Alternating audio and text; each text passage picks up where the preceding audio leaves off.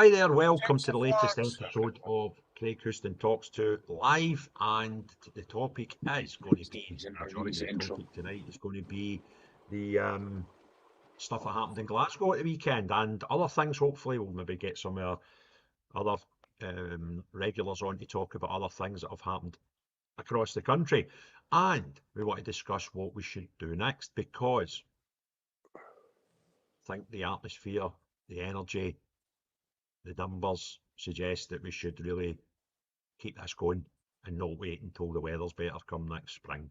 So we'll be discussing all that.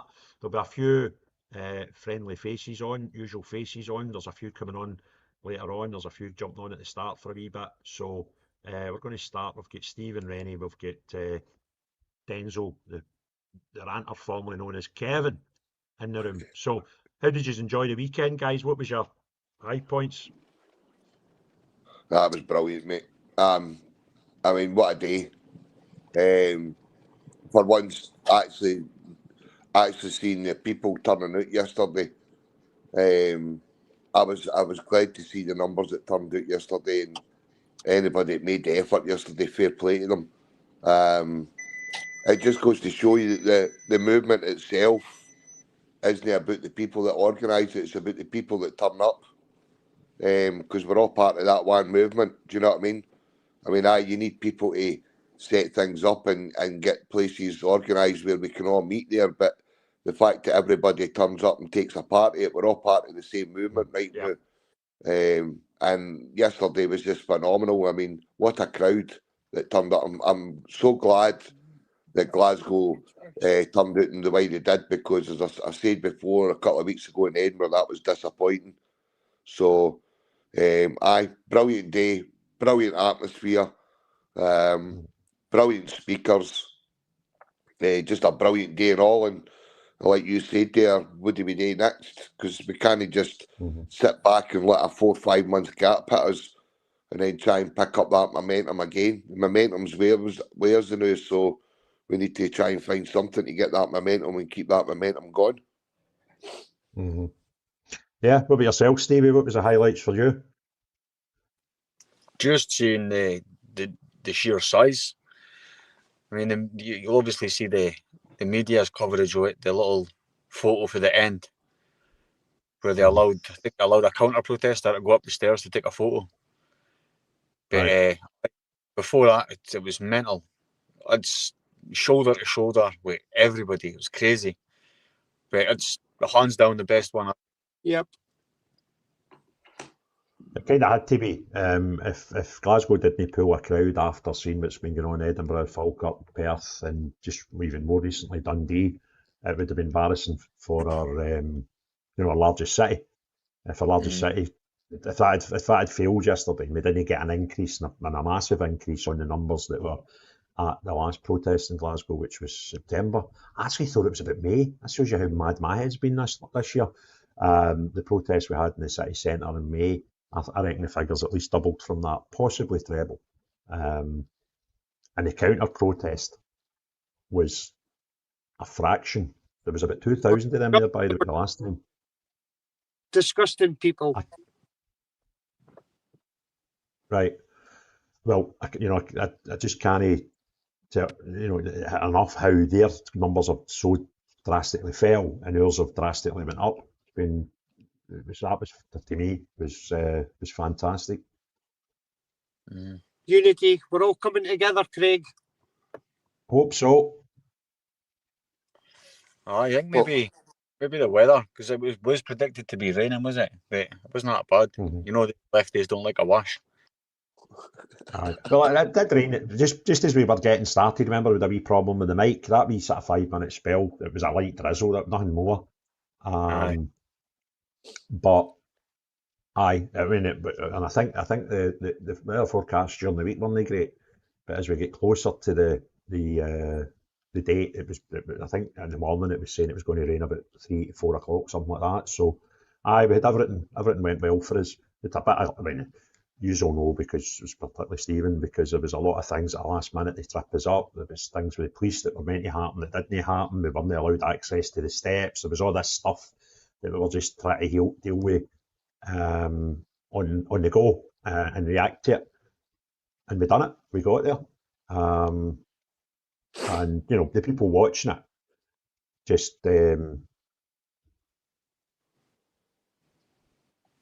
what's this? Is that the Scots telling us Scotland is weak? True patriots should move to England or to Northern Ireland.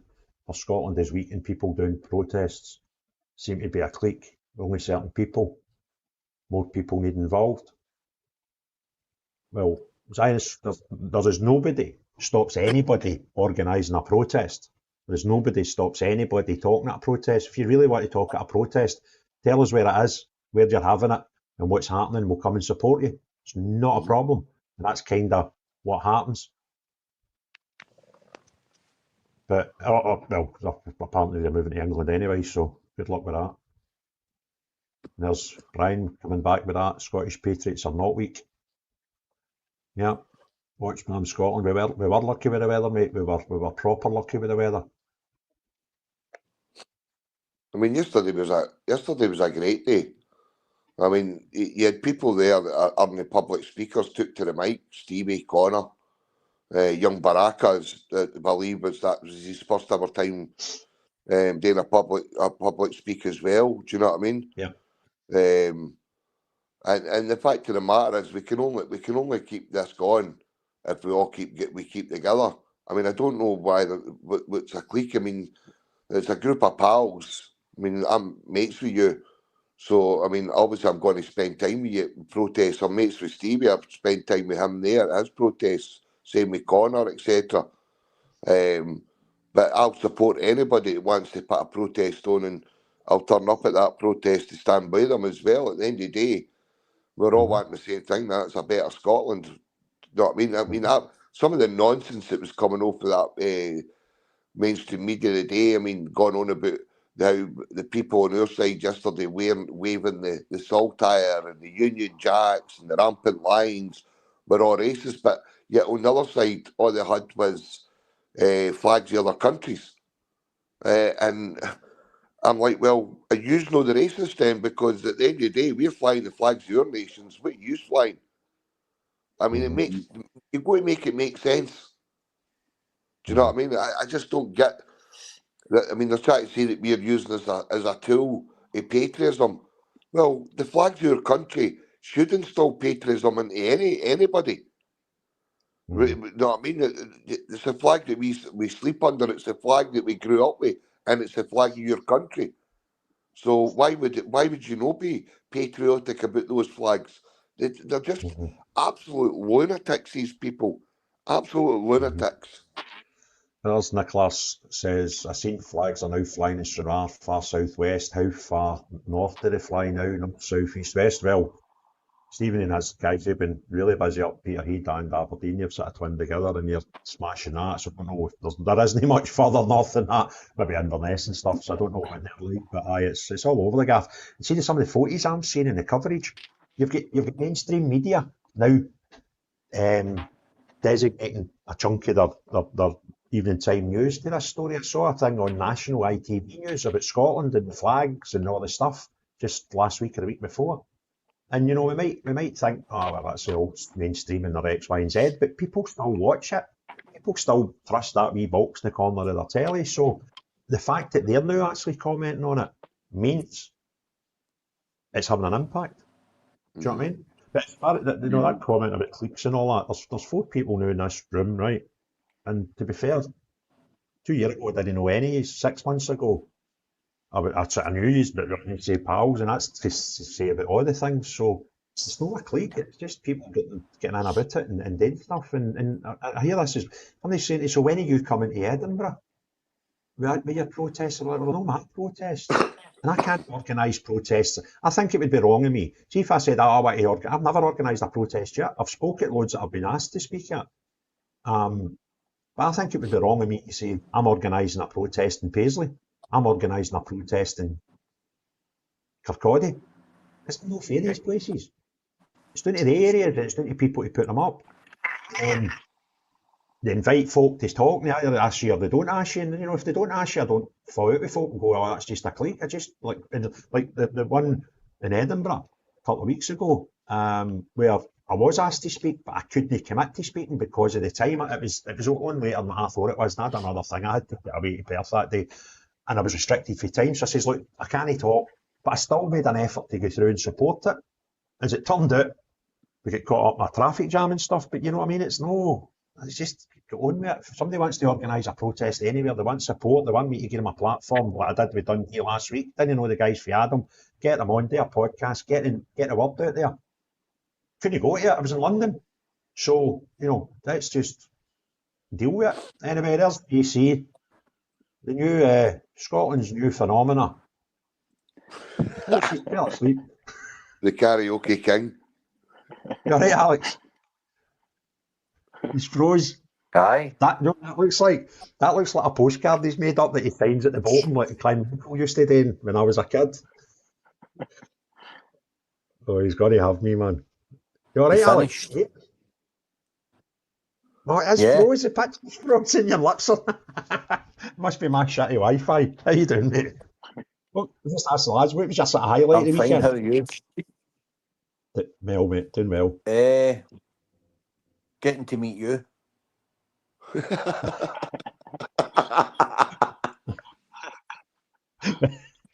Aye, all right, Alex. That was it, right? So we've got the negatives out the way and the things that were shite about Saturday. Can we do the good ones now? No, just I think it was just good to see people turning up, and they won't all agree on everything that each other says, but collectively, it's just nice to see people out for all walks of life. There was a lot of hate there as well, which is sadly just part of the process. But a lot of good people there, and nice to see people enjoying themselves and meeting up with each other and just generally showing support for each other. Mm-hmm. No division, no hate. I've been reading some posts today, and I don't get what people see, what's hateful about wanting to live in a country that's unified, and don't get it. There was a guy just minutes before we were talking, and I rushed to the side to do something. I can't remember what it was, because you know what it was like. We were all just running about doing mad stuff. And we were just about to try speaking, and I can't remember why, but I went over to the right. And this guy's like, Craig, I've watched your channel and all that, and I really like your channel, and agree with almost everything you do, blah, blah, blah, but I think this is terrible. I was like, what? He went, there's hate, it's filled with hate on both sides. I was like, well, mate, I've been here for an hour and a bit, right? I've seen one incident, and between me and Alec, we went and nipped it in the bud, and it lasted minutes for us arriving, so I don't know what you're talking about. And I'm not going to, unfortunately, I don't have time to sit and debate it. We're trying to get this thing up to go live. I was like, that's an odd thing. And I wouldn't have minded speaking to the guy to go back and say, right, tell me where the hate was. Do you know what I mean? Do you know what it was? I forgot all about it, Alex, right, until I was looking at photos. We were doing karaoke at the end. See, once it was all finished and the music came on, it was just everybody was buzzing, it was a laugh, and it was good, and everybody was energised. And I forgot, I seen my photos last night, and I was like, there's Alec doing the karaoke. And I went, I think I was singing at one point. Was I not? And I thought, it was just, that's how hateful it was, do you know? Aye, when you started singing, everybody left. That's what happened. The coppers asked me to pull something to try and clear the street, so grabbed a mic and started singing Sweet Caroline, I think. I can't remember what it was. Your singing was deemed as a hate crime. Listen, I don't profess to be a good singer. I tell everybody I'm a terrible singer. I've not got a problem with that, Denzel. So, I think the atmosphere, I think the way it was received, the numbers have went up since the last one, and I think it was said to leave it till the weather's good enough to have some more outdoor ones. I think we'd be missing a trick. I think we need to do something. So I've got some things, I don't like to say them out loud and end up looking stupid because you can't do stuff, but I've got some thoughts going through in my head that we could maybe pull off in the sort of darker days of winter. But do you feel the same, that we should do something to keep this whole thing going? Or 100%. I mean, if we leave it, like Kev's been said, if we leave it till next year, all the momentum just dies. Mm-hmm. Yep, Mm-hmm. that's what happens. I mean, I'm Even already if seeing it's people saying, I wish I was there, I wish I knew about it and stuff, which I find a bit weird, but we didn't have much of a run in, to be fair, so, it's maybe unfair to say people should have heard about it, but I think there's enough people there that enjoyed it, got something from it, that would go to something else, and there's a hell of a lot of other people that would be willing to join if we had a longer run-in time, spread the word a bit more, and be a wee bit more organisation time. So, Craig, sorry, I'm going to have to jump off. We've got lampposts to be decorating. But I'll jump back on when we're finished if enjoy. you're still on, alright? So, Craig, Alex, Good to see you, Kevin. Stevie. Alright, pal. See you later, bud. Aye, good to see you. You are see you, mate. What does that say underneath Kev's screen? Does that not say Kevin the Shanter or no? I think Have you been says on X? Seen the massive Denzel, I can't see it, but Denzel Denzel Shanks, Shanks, that's it. he's got a That's new the bird. one, aye. Aye. I've seen it, like, I've seen that. Right, no worries, These I'll are all catch you See you later. brilliant. later, enjoy. You're Stay safe. not be missed. So, See ya. Denzel, somebody put a comment there that I was wanting to took it in. Did you see the video on X, the guy playing the bongos, the two guys dancing with the flags, and the Muppet approached him and told him to beat it? Did you see that, Alex? I seen it. What did you think? I don't know what he's been through. I don't know what harm they were doing. It quickly kind of went downhill with a lot of comments and slander and swearing and stuff. I don't know. I would My have just let them look interpretation, like idiots and walk away. aye. I think my interpretation was that the guys were having a laugh. They were enjoying themselves. They're either on their way or just on their way home for the protest, obviously with the banners they had around them. And the guy with the bongos, they were dancing. They weren't being rude to him. They weren't taking the piss out of him. They were just boys having a laugh in the town centre. And I think two people took exception to it because of the flags they'd on and thought they must be saying bad things to that guy. And Basically. you're like, get a grip of yourself. But also, did you see the video with the guy that got headbutted Aye, on his way in? Yeah. I Did you seen see that, that. Ollie? Aye. Yep. And, nobody's bothered about that. Do you know what I mean? It was like, it didn't happen. Aye. But if it was the shoe was in the other foot, there would be a big outcry about it. Mm-hmm. Aye. I don't see anybody for that group of people addressing it.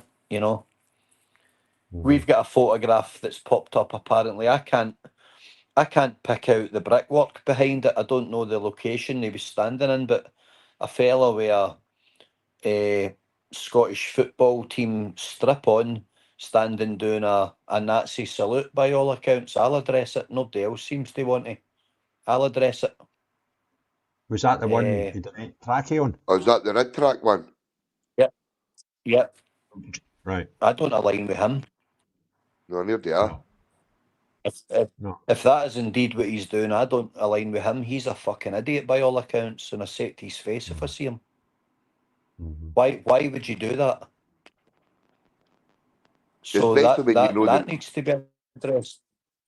And especially to Alec, with the people, the mainstream media are just looking for absolutely anything to tarnish that whole the whole side with that brush. I mean Absolutely. Sorry, mate.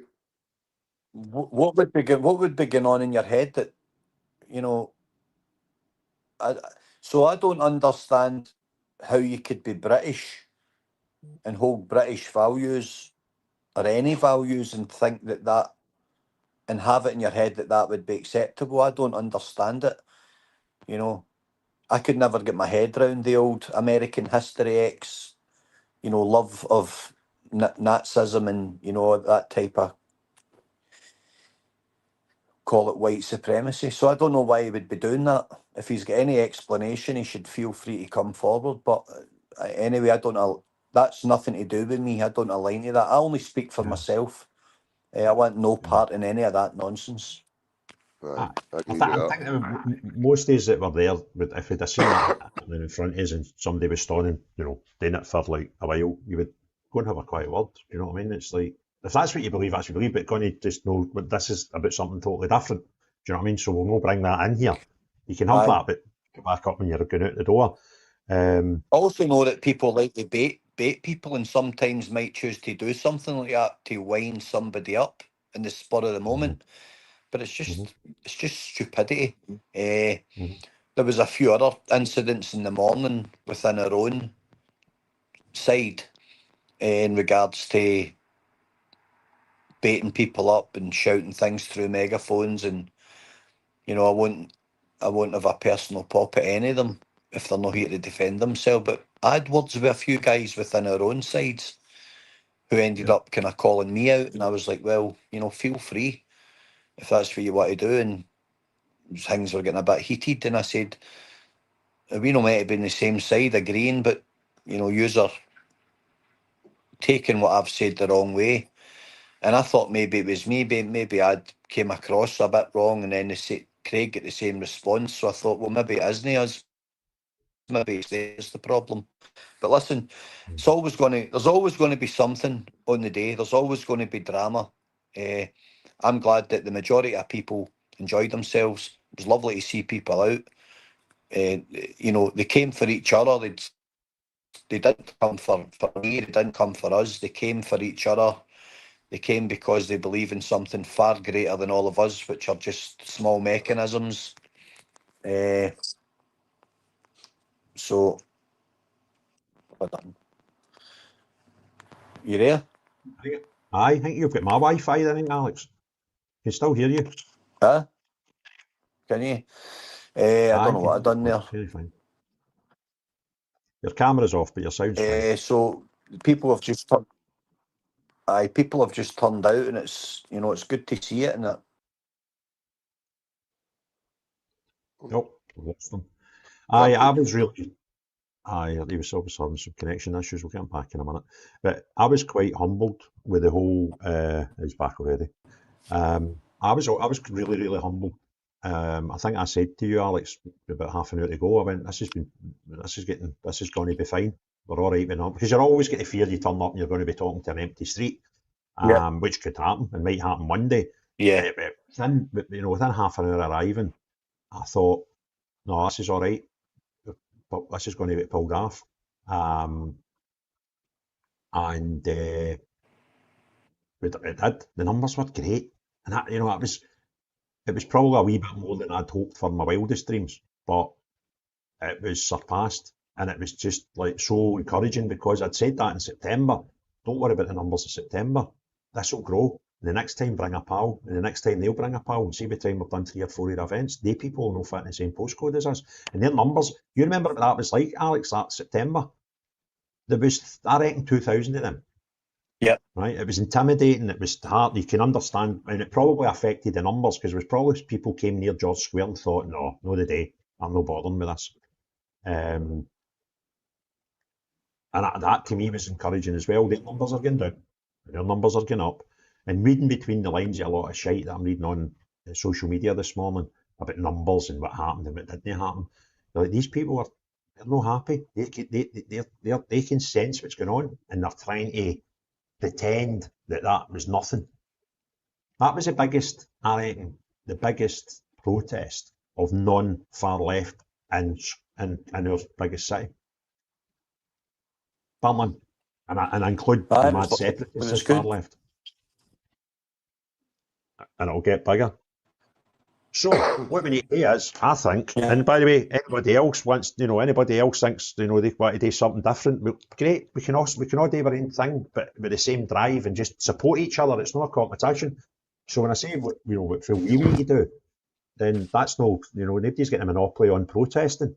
But I think to do something clever between now and Christmas, that's obviously not going to get scuppered with elements, but already plan for something in early spring, so that we've got massive run-up times to both things, and really, really get something just to keep the energy going between now and Christmas. And then as soon as the good weather breaks in the spring, just ready to do something more traditional, more maybe outdoor again, and just keep the whole thing going. Am I crazy? No. I mean, you're absolutely bang on the money. It's like Yeah. Alex said as well before. And the momentum's theirs now. We've got to keep it rolling. But we just cannot allow or afford to just take this big break, say, right, we've done down tools, bad weather's coming in, so let's down tools and we'll pick it up again. So some of the things that you've been talking about, brilliant ideas. And look, you look at that Pro UK rally last year in September in George Square, and you look at that yesterday, you can start to see that people are unafraid, so to speak, to turn up at these things, because it is a bit more a case of safety in numbers. Do you know what I mean? And Yeah. and it was brilliant numbers yesterday, brilliant numbers, and it will only get bigger. Michael Yeah. Sorry, mate. No, I butted in and you. Apologies. Finish. No, not. It's just as you say. I mean, look, the next one they go there, the people that didn't turn up yesterday, I'll go look at that, and then the next one there'll be more people who turn up at it. It'll be a brilliant thing. It's brilliant to be a part of this movement. Michael Cleland's asking what was the problem with the stairs. So I was probably there first yesterday, and it was really like there was literally nobody there on our side, and there was a good few hundred on the other side. And when I walked in, quite a lot of them recognised me at the bottom, so they started hissing and stuff. I had a Spartan t-shirt on. They know exactly who I am. They don't like me for whatever reason. They were hissing at me like wee snakes. Anyway, I made my way around, and I immediately asked the police liaison what the crack was with the stairs. We all asked him, Craig asked him repeatedly, and initially it was, well, we can't really stop you doing it.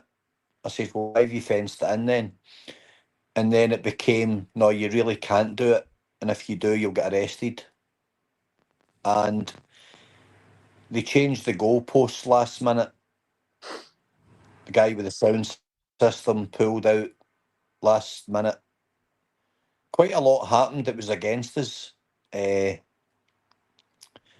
were initially told we could bring a van in as long as we, penned it in and marshalled it in. That get changed as well. So I had quite a long dialogue with them, and I said, "Yous have basically not kept your side of the bargain on one single thing that we discussed at the meeting. You've changed everything, the layout of the fencing, which would change my plans for a security point of view. You've changed everything." I says, not only that, you've actually brought them so close that it will drown out people like Rachel, Aye. where we really need a bit of decorum to let her story be told, because let's remove her from everything else. At the very least, they could have shown some respect for a grieving mother and chose not to, which is utterly unforgivable, but that's another story. No surprises. But they changed everything at the last minute, and the stairs were right behind the barrier. And I believe having that little bit of elevation, their minds thinking, well, that would be enough for them to kick off. Well, if you're so scared of them kicking off, why are you continually calling us the threat? Mm-hmm. Well, put more Alex, police down there and keep them away. But sorry, on you go. No, I was just going to say, when I queried it, now he said that the liaison guy came a bit later than you, and he said, "Oh, it's under safety for safety reasons, Craig." I went, "But what safety? What? It's actually more safe, because if you don't, we're going to be on ground level. People might try push towards it to try and to see what the speakers are." And he went, "Well, I'll put those requests further up the line." And he came back within, when we were about 5 minutes away from speaking, went, "No, can't do it." And I'll be honest with you, if I had the bail conditions, I'd have jumped to her and went up and just went, "Take what's coming," right? That's what I was going to finish on, Craig. I was going to say, basically, he said that to you, right? My point being, for Michael's question, see if we had not engaged the police under any way, shape or form, which was my initial input. We could have just gone there and took the stairs and done what we wanted. It's a publicly accessible place. There would have been no barriers. We actually engaged with the police and initiated all those barriers to look after people. The other side don't engage with them at all and still get to do what they want unchallenged. Yep. We were under more control because we chose to engage with them and give shop owners and pedestrians their respect. And we actually get condemned for it. Mhm. I hope people are aware of that. Yeah.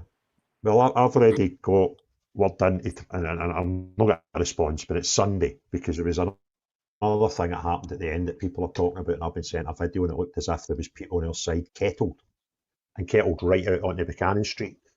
Well after we were away, well after it finished, but there was no time scale on people being in that area. It's not as if we said we'll be away for 4 o'clock. And I want answers on that. So I'm hoping to have more dialogue as in the aftermath of this, to get answers to things, because I can't see, and I'm still waiting for the answer. And once we started talking, it was actually when Rachel was talking, I couldn't see the liaison guy again. I think there was something kicking off down near the gun platoon, but I seen what I thought was a gaffer with the pips. So I went up there and I said, excuse me, I says, Yep. we were thinking of this. And he went, right. I went, could you review that decision, please? Because what you're saying now is, I think, a safety risk. And he went, well, I'll come over and look at it. And he came over, had a look at it, went away and started radioing. And I caught up with him. I went, are you not meant to make a decision here? He says, no, I need to put it up the way. I says, but are you not the gaffer on the ground? He's like, but everybody's got a gaffer. I was like, but whoever is going to make this decision isn't here. You are. And if you're the highest rank here, why are you not making a decision? Because you must be able to see that this could be far easier managed by putting that woman on the steps, and it's actually less dangerous than having her where she is just now. And then what he done was, by the time he came back with his final answer, I was standing behind Rachel and you, and he came to the fence and he went, no, it's a no, and ran away. And I'm like, serious? Yep. So I've got concerns over that. I've got concerns over what happened at the end of the event, and I will keep following it up. So I've messaged them today, and I don't expect an answer on a Sunday, but I think if I don't have an answer about the middle of the week, and with the stuff I've got going in my head, no, I wasn't involved in the organising of this. I was just there to be a speaker, and then we all sort of got hands on deck because of what happened towards the end of the week. But I'm like, no, we'll not be putting up with that again. If we're doing something that's even bigger come the spring, we're doing something in between that they'll not even need there, by the way. What I've got in my head, if that's accepted with the rest of the group, and that's what we go with, they'll not need any police presence. But what I think we should do come spring will be hopefully bigger again. And if we can double the size again, wow, it'll be amazing. And we will need police presence here, because the gun platoon will be out again. Well, maybe, I would think so. And maybe that'll be the last we see them, because if we double again and they half again, that'll be the end of them. They'll throw every penny they've got behind counting what we're hopefully going to do come the spring. But we kind of need to not be, if there's a coin toss, it always lands on the opposite side. That can't be right. And I said to him, I said, so who was your liaison for the counter protest? There wasn't any. I went, so the group that's done everything above board, and by the way, further than they had to, are getting things against them. We're actually getting less than we should have done, and what was agreed to make way for people who done nothing. I'd have put them at the bottom of Buchanan Street. I'd have put them on Argyle Street. You want to counter protest? There you go. Off you pop, right? Or even another street away. That was ridiculous when I turned up. I did see the map that they put with the suggestions yet, and I just didn't appreciate how close that stereo zone was. That should have been at least double that, minimum. What it actually shows you, Craig, is that they've got absolutely no power at all to stop you protesting and stop you coming together. They've actually got no power. They like to make you think they've got all the power, but actually they've got none whatsoever. That's why they were so close. So it demonstrates something very clearly to me. What a lot of people don't realise is in the morning, they let that side, about a dozen of them, come into the other side where there was just one or two who stood ourselves with flags. They actually let them walk right into our supposed space and kicked off. And I stood my ground with them. And one of them came up to me with a mask on, quite a tall boy, and he said something. I just said, you won't do nothing to me, mate. And he was like, blah, blah, blah.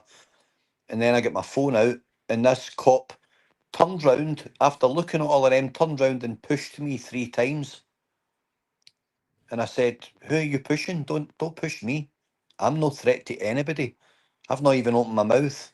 They're the ones kicking off with masks on and, face veils and all the rest of it, shouting and bawling. And I brought it up with the liaison officer, Meredith. I said, speak to that officer. He doesn't put his hands near me again today. I said, or you will arrest me. I says, because what he's doing there is picking a side. I says, no, David, I says, I've been respectful up to this point. I want to hear you physically go to him and tell him not to put his hands anywhere near me again, or it won't be a conversation. I says, I'll stick him right in the mouth, regardless of what uniform he's wearing. Do you know what No, I got me? I did say it to him, and I meant it as well. I'm not being ridiculous. Yeah, I'll be bringing this up going forward, right? And I must admit, the boy that was your liaison, listen, he was fine with me. He was courteous. He answered everything that I asked. We maybe didn't get the answers that we liked, that I wanted, right? But he was hospitable with me, right? And he was nice and he was pleasant enough. But one thing it did, there was a guy that I kind of knew his face for the football days, came in and he went, Craig, you're stopping us coming in Buchanan Street. This was like 10 minutes before 10 to 1. So I went out to see what happened, and they put a police line up. And what had happened was some of the left had come right the way up to Buchanan Street, walking up the path. So they were trying to keep them apart. And I was like, no, they shouldn't be here. And these guys should be in. So he came up and he went, Craig, all right? And I went, no. I went, I've got folk I know telling me that they're not getting in here. I've came up here and I can see that there's a police line. Why? These people shouldn't be here. These people are only trying to go to where you've told them to go. And he went, right. And he turned around to one of the officers and he said, they're here for the far right protest. And I was like, what are you talking about? I went, and it wasn't, I can argue this point Monday, Tuesday or Wednesday this week, but it was the same for the last protest. And my opinion is, if that's the cops that are on the ground, were they briefed that this is a far right protest? Was it part of their paperwork that this was a far right protest? Because if that's how it is before the thing even starts, what bloody chance you got?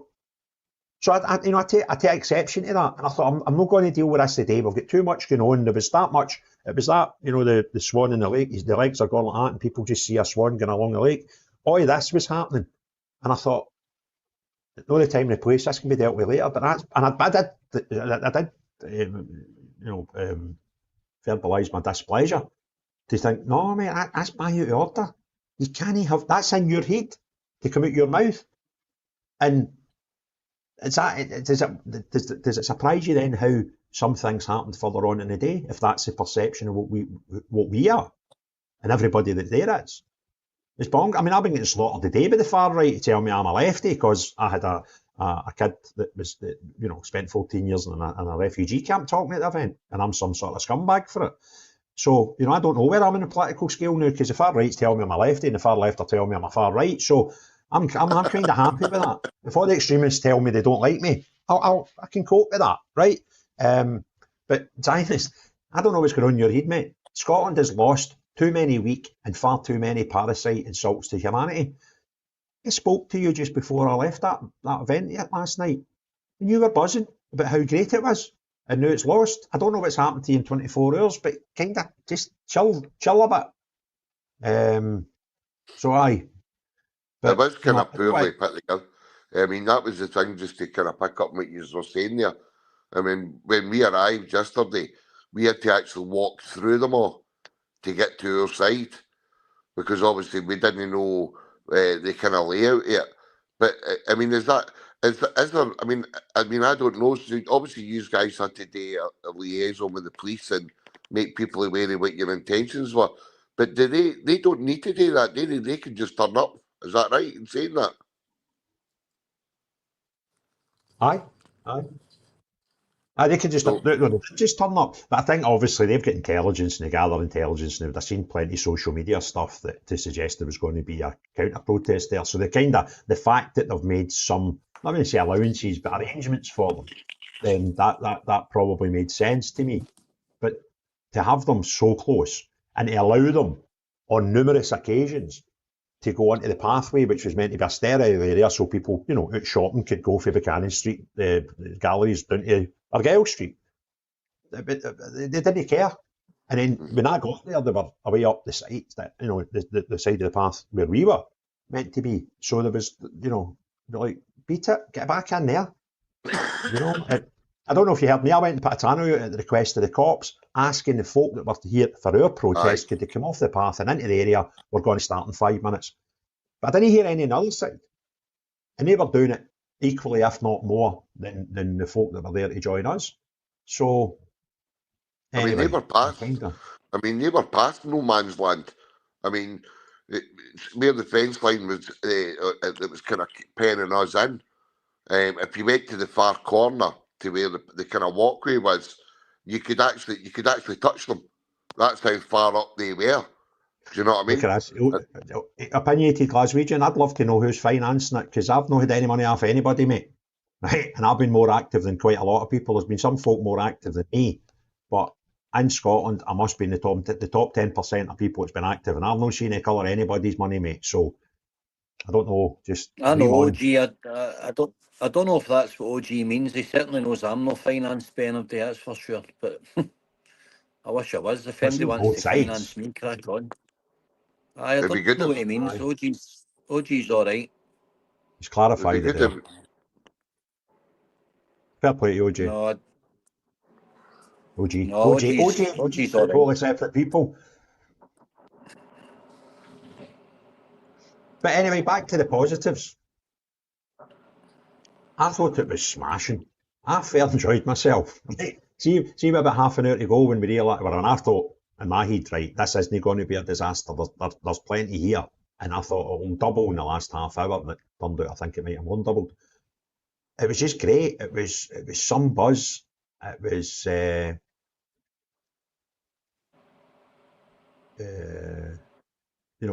was just a great event, and to be basically the second in almost a year apart, I thought it was brilliant. Mm-hmm. I think the highlight's got to be our Alec being at the karaoke. I'm glad there's a few clips of that. I forgot all about it. So I was making a video up, and I didn't have a lot of footage on my phone because I was kind of busy. But I was like, "Here's Alec the mic," and I thought he's not talking at that, but he's. But it goes to show you, though, Craig, just how good a mood people were in yesterday. Do you know what I mean? That sort of atmosphere led us kind of down that route. We were all singing "Sweet Caroline" and all the songs were getting belted out, and everybody was dancing about and having an absolute ball. We all left there buzzing. See, as soon as "Sweet Caroline" came on, I was like, oh, there's add-ons to this, right? I heard you say that was the add-ons. But it was the add-ons, which was good. I certainly didn't hear any, so I was quite happy with it. What was it you were singing, Alex? "Sweet Caroline." You're all right. What was that singing then? I can't begin to know it, but then I know it's growing strong. Kev, there you go. Capricorn son, the best part of the day was getting a hug for Denzel, but he's changed. Oh, fuck. Go and stop this, man, honestly. You're a nightmare, sir. Honestly, right? I get called Denzel, I get called I get told I'm changed, and now you've started this hashtag Kev the Grifter, right? You've had Scotch eggs all night, putting out posters of me and fucking Shanks together. Do you know what I mean? You're a nightmare, man, honestly. Kev, I gave somebody an accommodation, right? Like I would assist anybody that I thought that I know to prevent them trying to book into a travel lodge or a hotel. Do Do you know what I mean? At least they don't need to shell out money for things like that. All they need is their transport, and that's all done. And honestly, I've been getting absolutely slaughtered for having shanks at this at my house. It'll never happen again. That's it. My house is shut down now. There'll be folk that don't know why this thing came about. You've changed, right? I need to share these. When did we go to Epping? Was that a fortnight ago? About 3 weeks ago, mate, aye. Was it? Time flies, doesn't it? So anyway, 3 weeks ago, me and Kev drove on the Sunday from Falkirk to Epping. On the Saturday, Kev had been at the Edinburgh protest, and he made a video, and it went a bit nuts. And he kept going on. It was doing, what's it, 300,000 now? What's that now? 400,000, right? So done about 500,000, right? And I've turned around to him and went, Kev, you're internet famous now, but you've changed, right? So it's just a standing joke. We've now got the world doing it. And I've actually thought a new highlight for the Saturday. We're finished, right? And everybody's, enjoying the day and celebrating and whatever. And it was 2 women and 2 younger girls. I'd spoke to them earlier and for the laugh with wee lasses, she'd had like hat on and stuff. And they came up and said, cheerio. And the wee girl, just out of the blue, she's about that height, she tapped me. And I went, what is it, darling? She went, Kev's changed, hasn't he? Right. I couldn't move, right? I genuinely couldn't move. We need to find Kev to say cheerio to him, but we couldn't find him. He was away signing autographs at the time. That was away signing nothing, right? I just turn up at the protest and make as much noise as I can. That's all I do, right? That's what I'm there to do, right? And, Alex, do you know what it's like? What? Remember the Happy Mondays? Had that guy Bez that did the day and hit the tambourine and dance about the stage? Aye. That's Kev, isn't it? That's it. His Bez is just doing it. He wasn't part of the band, he just danced about, right? That's it, Bez. Bezel. There you go. Bezel. That's you, mate. Kev, why did you not speak? I'll be honest, right, Alec, right? I've not got the same. I've not got that confidence. Like, you guys know what you're talking about, right? No, we don't. I mean, you're a great speaker, Alec, right? I've seen you twice now, and I get more impressed every time I hear you talk. You heard that pastor boy speaking yesterday, Pastor O'Malley. Wow, I mean, phenomenal. Do you know what I mean? It's not that I'm not speaking. I don't feel that I've got the kind of same level. I kind of I don't know how to put it, but I just don't think I could speak like how you guys do. I'm not saying I won't one day. I will one day, but it's You just got to somewhere, mate. We all start somewhere, and we don't always get it right, but we just start. We just do it. I did say We've got something to say, so we say it. Alex, how many times have you stood up in like a fair sized crowd at a public gathering and spoke like that? I've done it every week at George Square for 2 years, mate, back in 2020. Some days there was a good couple of thousand there. Other days, I don't know, 300, 400, 500, something like that. I don't know. This was during all the lockdown stuff. Right. You've got experience. Plenty. Nah, probably. I just, mate, because I thought you were. I'd never heard you speak. I know during the sort of protests and stuff you'd spoke at Falkirk, but I wasn't there, and that was the first time I'd heard you speak, and I was like, Alex is good at this, isn't he? Right? I was really, really impressed. I thought you were brilliant. I thought you were just, and you could sense the crowd and when to pause and when to get them G'd up. And it was just, I really, really enjoyed it. But I think my favourite's that Pastor O'Malley. I just think that guy absolutely smashes it. And I said it to him. I said, look, I went, see if all the pastors were like you, churches would be full all over Scotland. It's just, you get engrossed in. That's the second time I've heard him speak. And I can't. He's a good man. He's a good man as well. Yeah, to agree that. This must be a personal one. Jenny's asking me, where's his ball? Do you know what it was? You know that beach ball that was getting bounced about or replaced yesterday, right? It ended up on the gallery steps, right? So I went to the postman and I went, can I get my ball back? Like, no, mind you dash your neighbour. And the postman's like, no, I'm not allowed to do that. I was like, you're like my grumpy old neighbour that wouldn't give me my ball back when it went over his fence. I take it you got the ball back? No, did I fuck? Shut up. He doesn't give Seriously? it back seriously. It was honestly about 5 metres away from him, and he wouldn't go and get it. Right, a pal of mine texted me today. He says, see towards the end when you started standing in the barrier, he went, you looked as if your back was all bent and all that. You looked as if you were like, physically disabled. And I'm like, what? He went, the way you were. And I went, they were taking the piss out of me. But I've not got any photographs. See if anybody's got a photograph of me on that thing. I'm going to put it onto my ex Twitter or send me a DM with it so I can see it. Because I need to show them and say that they're talking nonsense. I'll tell you what though, TikTok is absolutely ram-jammed with videos and clips for yesterday. What and is? I mean ram-jammed. What is? The TikTok, just I videos see that's the thing everywhere. for Wayne's. I don't do TikTok, mate.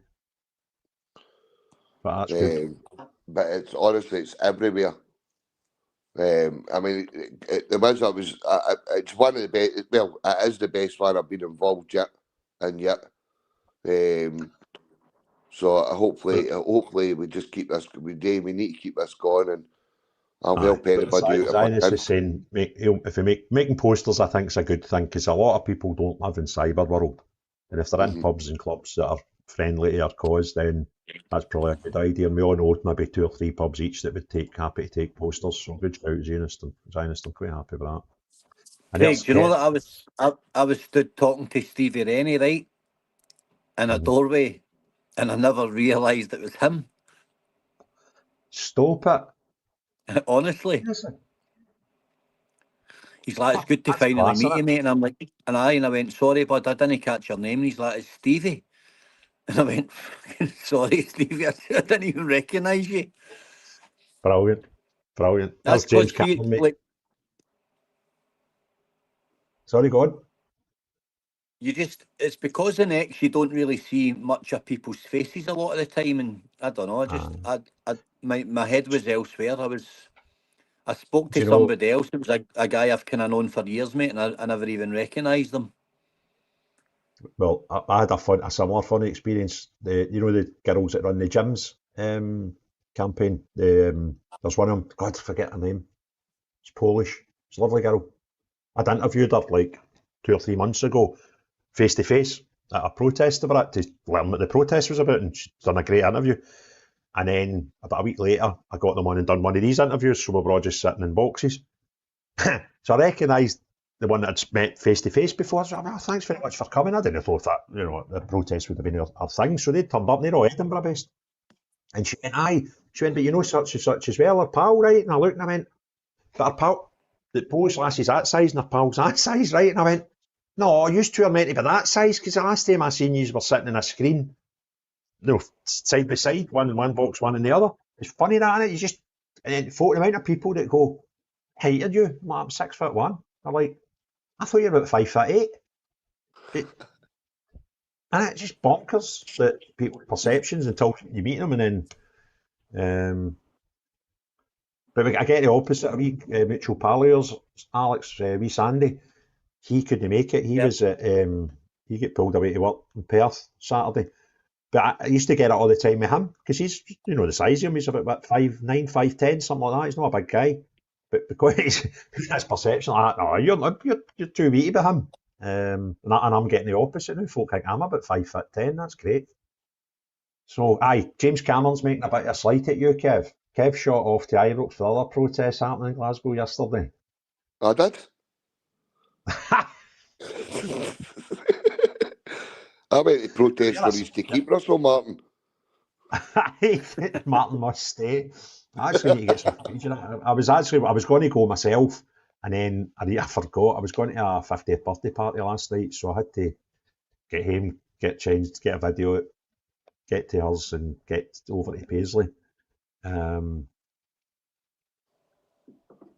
Ibrox was wild. It was heavy lockdown. I see they've got horses everywhere running about Ibrox now. Has that been regular, Craig?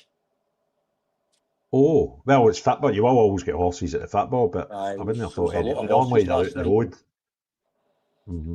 Aye, it was quite a few. Right, I'm going to go and get something to eat, guys. I'll talk to you later. See you later, all right, mate. Be good. Thanks for popping on, Alex. Speak soon. Night. Cheers. Bye. Sure, Biggie. Dingy's coming on. Baraka text me, says he's going to come on 10 minutes, and Right. Connor for Falkirk. So you'll no need to put up with me for long. See, I watched a couple of things today for Falkirk again, and it looks like the Goon platoon were outnumbered again down in Falkirk again. So Brilliant. big shout out to the people at Falkirk for turning up again. Like the movement's getting bigger and bigger, and as I said at the top of your show, Craig, the movement isn't about one person. The movement's about the people that organise and the people that turn up to stand shoulder to shoulder, and that's what we've got to realise. The good thing about it, there's no egos here. Do you know what I mean? People are just concerned, and they're just trying to put on the best show that they can. They're trying to put on the best kind of protest that they can. And we're going to get people that maybe are a bit more extreme than what we are, but they don't speak for us. I said that to that paper that day down in Falkirk, Craig. You know what I mean? I've got a video clip of that as well. The video of what, mate? The interview with the paper. Oh, for the one that you were? Aye. Aye. And they brought up an organisation that sometimes frequents our rallies with their flags. And I brought up, I said to them, I said, well, they don't speak for myself, and they certainly don't speak for everybody else that's standing across that road right now. But I actually brought up the fact that what about your Antifa mob? They're all about hate. Not only they're about hate, they turn up covered up, they hide their faces, they try and cause trouble everywhere they go. But you got to try and tell me that they all speak for IRA people as well. So I said, you need to stop painting people, good concerned people that turn up at these protests with the small minority of people that are extremists, because I'm not one of them. But what can you do? They're going to keep pushing that narrative every time we turn up. Every time we turn up, it'll be we're the far right, we're the far right, we're the far right. We're no far right. Just stop it. And Susan Hall, I'm becoming a bit of a fanboy towards her. She's absolutely phenomenal. You know, she brought up. I watched a video clip the other day where she was talking about the Lib Dem conference, and she was standing flying the Union Jack, and she went, "It's funny how when they fly this flag at the Lib Dem conference, that's okay, but if you fly this flags on the streets of your country, you're a wrong'un," sort of thing. I'm just kind of paraphrasing, do you know what I mean? And it's good to see you've got somebody like that on our side. That's kind of, I mean, you see there with that gotcha moment she got with the Deputy Mayor of London, where she read out a statement for the police, and then the Deputy Mayor sitting there going, "Yeah, I totally agree with you, Chair," and blah, blah, blah. And then she went, "But let me be clear, let me clarify, this was the results for the 7th of September, with 890. Somebody's put something on talking about a certain individual from a certain party. Now, unfortunately, part of my bail conditions, I'm not allowed to discuss certain people in our elected places. So I need to be careful what I say. But there was 2 people claimed to have been at the protest for an hour and had to leave before the speeches started. And I was there for an hour before the speeches started, and I never seen any 2 of them. So I think there's a lot of people trying to make political gain out of other people's efforts. And unfortunately, I can't speak about it and can't call them out for it because I'm restrained by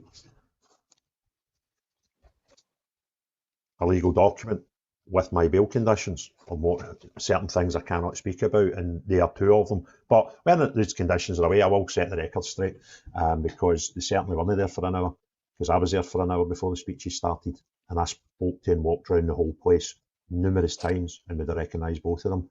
So ZS, that kind of is overhyping something, and I can't say too much more on it. Anyway, Scott is saying he was going to jump over to Four Lads. I take it that's the Four Lads Rangers podcast, but he's going to hang about for Baraka. I hope Baraka doesn't do what he done on Saturday to me, because he was nicking round to get a bite to eat or a coffee or something with the girl that was with him. So he came to me just before the speeches started, and he went, Craig, I'm going to nick away now, you're not getting me on first, have you? I was like, I was going to. I went, but I'll put you on whenever. He says, well, if I get back, and come back in maybe 20 minutes, is that all right? And I went, aye, of course it is. He was away for about 45 minutes. The speeches were nearly done. We were killing time, and I still couldn't find them. And then I was like, Alec, if he doesn't come back, we're going to need to just wrap it up. And then out the corner of my eye, he appeared. So if he does that again, Scott, he said he'll be here in 15 minutes. It could turn into half an hour, mate. So maybe try and get 2 devices going at the one time, and you can watch 4 lads till he pops in and then pop back on. So it was good value, man. He's just a great kid, great story. And I thought for somebody that it was the first time he spoke publicly, he done particularly well. I see this as well, but in news, did you see that, mate, that Antifa are going to get designated as a terrorist organisation apparently in America? Good. It should be happening here too. I mean, anybody that turns up at a protest with a face mask on and covered up should be instantly removed. You know what I mean? If you can't turn up at a protest with your face shown, then you shouldn't be anywhere near it. I mean, I walked into Glasgow Central last night to get the train to go home, and a group of our good friends, the ones I won't mention on here, about 30, 40 of them, were walking about all masked up, black hoodies on, blacked out again. And they were clearly, you know what they were doing, they were walking about Glasgow Central looking for anybody that had attended that rally. Do you know what I mean? But it shouldn't be. Shouldn't be allowed. At the end of the day, you turn up at these rallies, all face masks should be removed. And Antifa are, I mean, they're no nothing, right? They're nothing. They really are. They're just a group of weak ones that if they were to stand somewhere where they had no protection for the police, they would run for the hills. So at the end of the day, for me, they're one of the most vile group of people in these organisations. And they just, I mean, that's saying something considering the people that they're actually attached to. Do you know what I mean? So, they should be prescribed as a terrorist organisation. Shut them down. I know through a trip to Athens I had about, oh God, when was it? It was before COVID. Was it before COVID? It was. Oh God, it was well before COVID. And the guys that took us there, I didn't know, but they were actually, most of them were cops. It was a Rangers thing, right? It was a Rangers supporters club thing in Athens. And they were all Greeksy boys, and they were driving us about the city to go to different events. And one of them was stopped at a set of traffic lights, and he went, see that whole block there? I went, aye. And he went down flip. Bigger than George Square, right? It was like a fair chunk of the city. He went, we can't get in there. I was like, what do you mean? He says, I'm a cop, we can't get in there in uniform. I was like, why not? And he says, Antifa on it. I was like, what? Antifa run parts of Athens.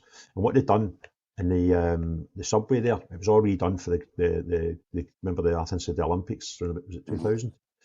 And the underground system there's cracking, but there's no barriers, right? And we walked on to the station, and the machine wasn't working. And the guy that was with us said, we'll need to go on, we're going that way, but we'll need to go on and go a station that way to get a ticket machine that works. And I says, why can't you not go that way? He says, well, I'd technically be breaking the law, but if I can prove where I started and I prove where I'm going, if I get stopped in here, I could be termed as breaking the law. So I'll go that way to prove that I'm not trying to skip the ticket. So it was like pretty bizarre. And I was like, well, why didn't you have turnstiles? Antifa smashed them all. They were all glass sliding things. And what they'd done is they waited till the whole, I mean, it's a massive subway system, right? And they waited till every station was complete, and then they went down in a coordinated attack and smashed every one. And the council rectified it all, millions of pounds, and it took them months. And then as soon as the last one was rectified, they done it again. And they said that the people shouldn't pay for public transport. And they said, then we'll just keep doing it.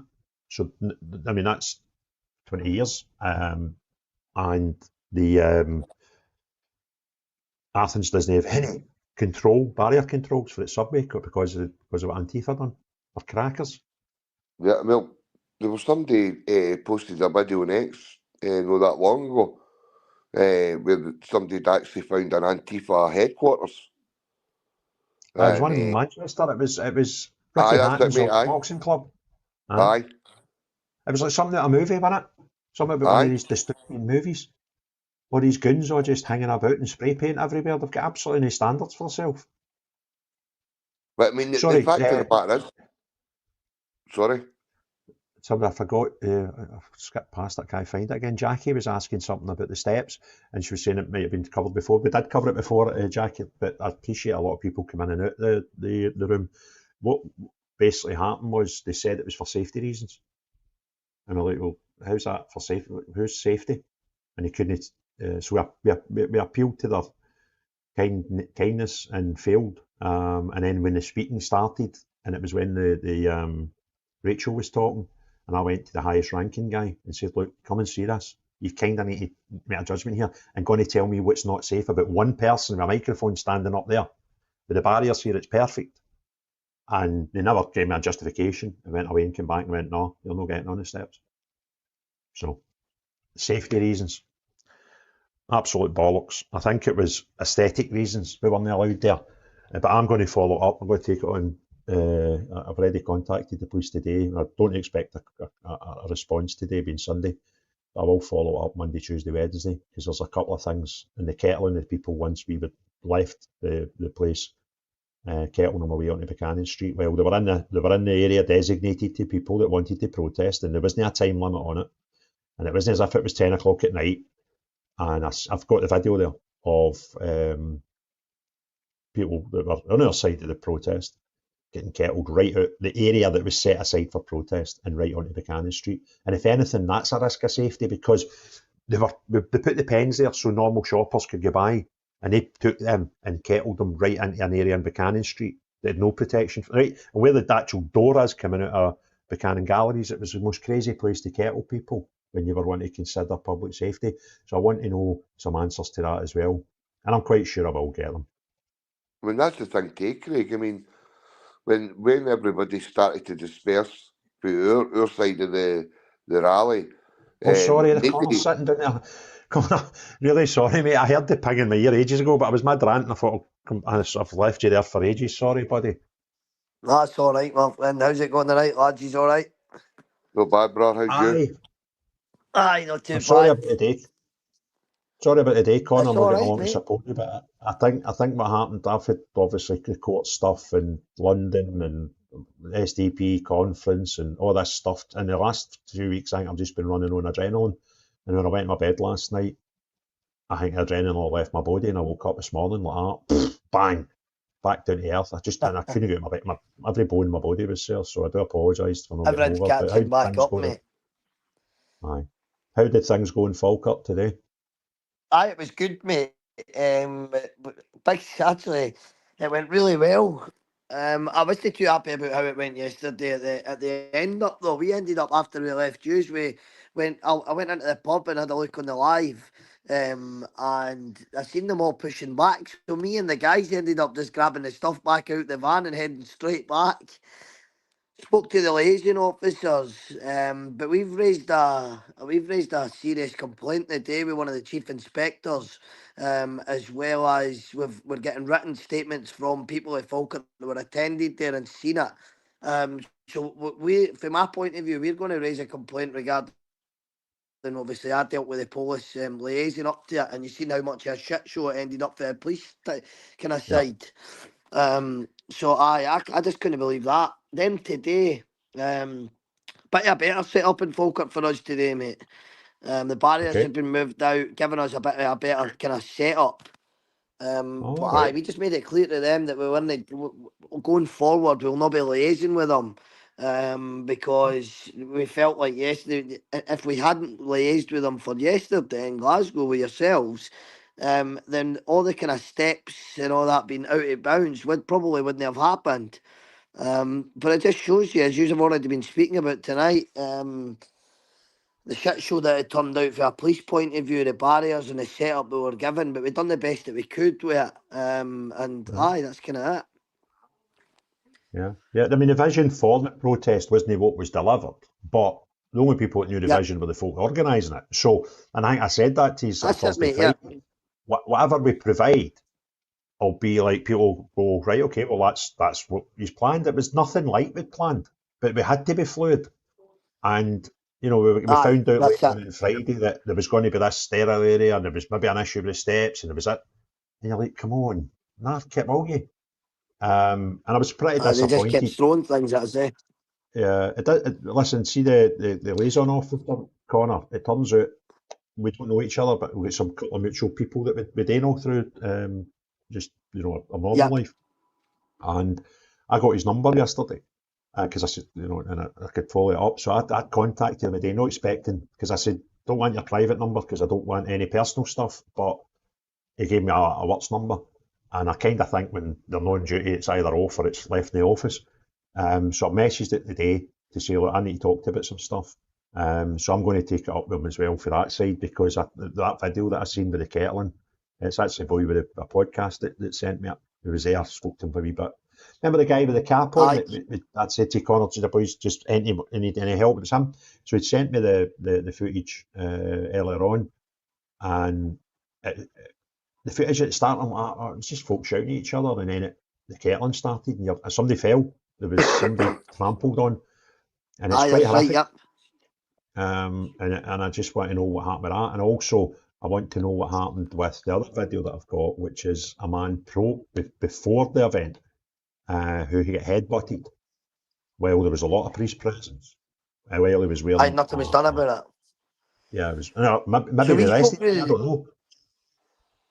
We spoke with the police liaison officers that were there yesterday. Obviously, it was the same two guys that were on our one at Falkirk today.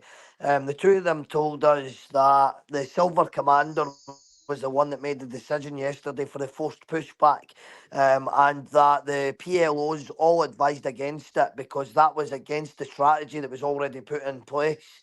And Yep. they said as well that they will also be raising it as complaints because that could have sparked a reaction yesterday that could have basically put it 100%. sour.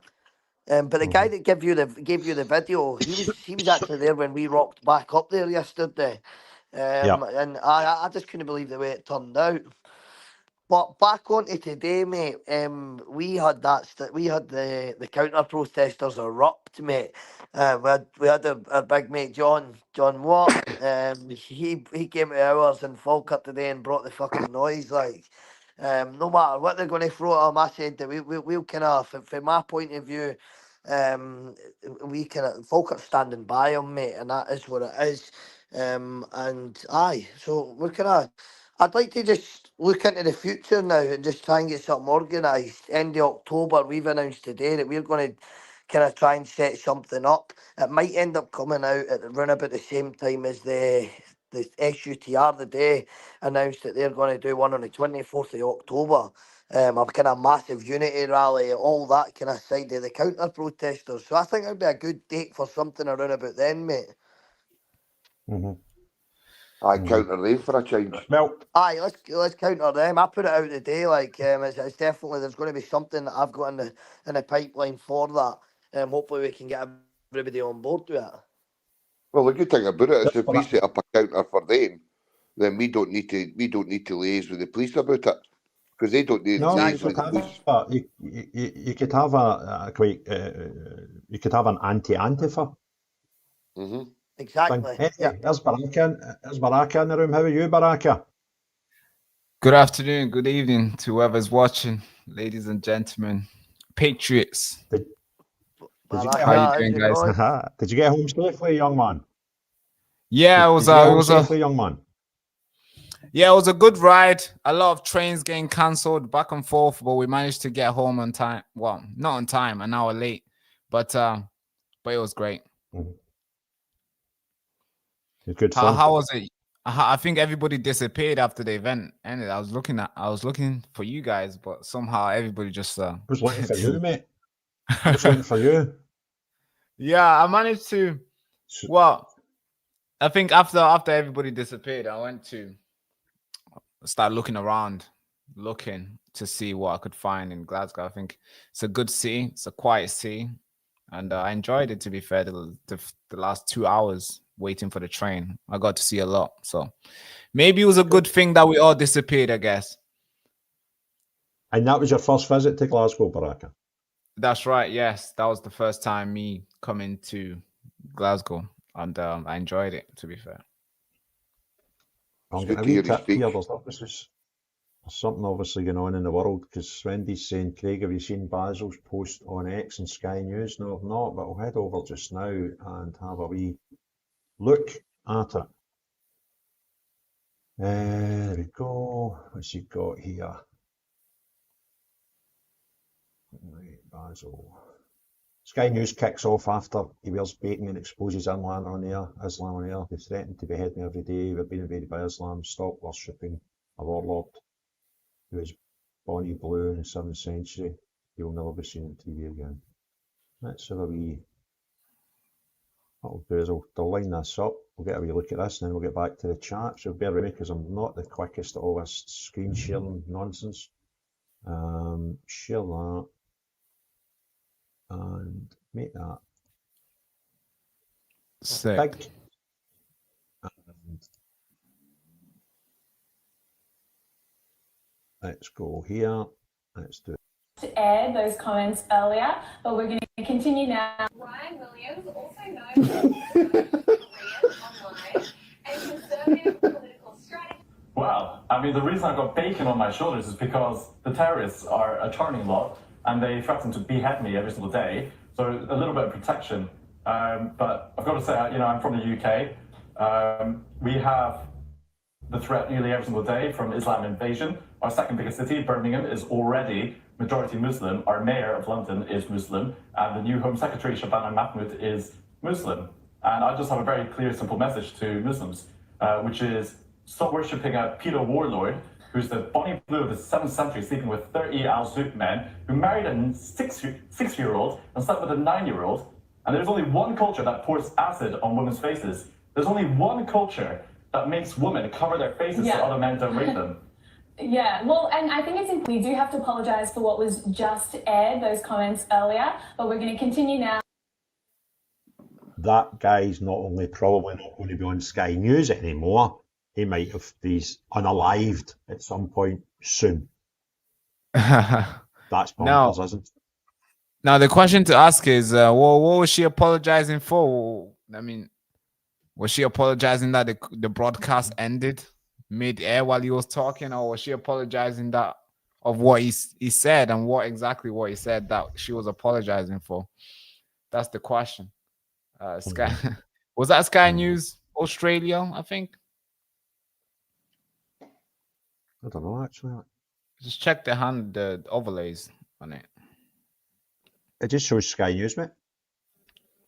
Yeah, that's what they do. That's what they do. As soon as you say something, they bring you on for your opinion, but you're somehow not allowed to share it because you're gonna offend some people, and they have to apologize on your behalf while kicking you out.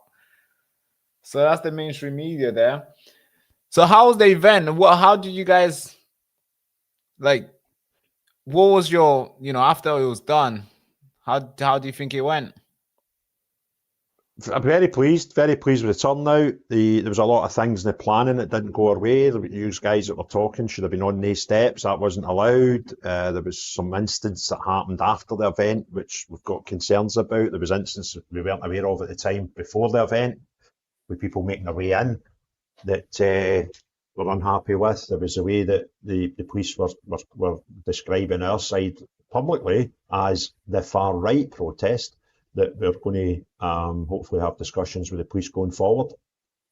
But is, all taking that away, I thought it was good. The atmosphere was fantastic. The crowd were good, numbers good, and it kind of doubled the figure, the numbers we've seen at the previous one. So we're hoping that this will continue and the figures will continue.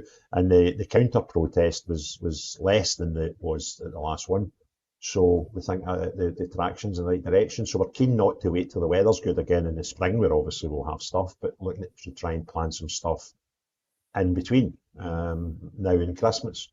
Obviously we'll need to factor in weather, and we'll need to factor in ways of beating that, but I've already got a couple of ideas in my head, and other people might have ideas in their head as well. So yeah, looking forward to it, mate. As an outsider coming to visit our city, what did you think of the events, Baraka? Yeah, I think it was great, to be fair. I got there early, seen, setting up. The counter protest guys were already active. They were already squaring up to some of the people on the other side wanting to fight. I think that was before, I think you was at the train station while that was going on. But it was good. The turnout was good. I think we filled that whole area to the point where you couldn't get past. People had to go around to get past to go to the shops around there. So I think the amount of people that turned up was good. I think I was talking to you about it. I was thinking, I think the last time we had a call, I was talking to you about it. I was thinking, hey, do you think people will turn up? Man, people did turn up. That was huge. So yeah, well done. Congrats, man. You pulled it off, and I'm sure you're gonna pull it off many more times to come. It wasn't me. I was not involved in much of the organising. Connor, who's sitting just below you on the screen there, he was probably the most active in that. He was the guy that was in contact with the police as well. So it was that off to them. But when I got there, I'd obviously phoned you, and I was at the train station thinking I'd catch you there, and I came up. So you'd spent a bit of time there before I got there, and then once I said hello to you, I was kind of busy, looking after other things and speaking and stuff like that. So I didn't get to spend a lot of time. But when you were there yourself, and how were the people, the strangers with you? How were the people turning up? I seen you were interviewing a few folk. What was the sort of reception you got as someone who was non-Glaswegian? The reception was good. I don't want to talk about the people who already know about me from the YouTube game, but the people who didn't came up to me and said, hello, we're not, trying to say, hey, we're not racist. I know those guys are saying this and this and this. And I could sense that there was no any sort of racism or any sort of criticism towards myself being there. I think I felt welcome. A lot of people turned up. They were like, hey, where's this coming from? They seen the gears that we had, they seen the camera. They were like, hey, where are you recording to? Where can I watch? And I was like, yeah, this is the Baraka show. You can go find it on YouTube. So a lot of people were really nice. Some came up to me because they had word to share, which was lovely. I didn't have to chase them around. Others turned up because they wanted to talk to me and see what I think of the whole situation as well. So I was being interviewed as well. So it was all bubbly, fun environment from the start. But the overcrowd and the counter protesters were so agitated to the point where at the very start, before we even started setting up, they were squaring up to I think the guy who turned up with a microphone, the big, I'm sure you know who he was. He had a flag. Obviously a lot of people had a flag, but he was a part of the setting up the organizing. So while he was trying to set up the banners, one counter protesters, the Antifas, the people on the left, came around wanting to fight him, and the police was ready to take him away. And that was interesting to see, because at the right, just before we get started, you're already seeing people coming from that side to fight people on this side. You could tell those guys were not there for peace. They were quickly trying to basically try to shut everything down before it gets started, and they failed. So I think it was a good win, and I felt welcome. To answer your question, I did feel welcome.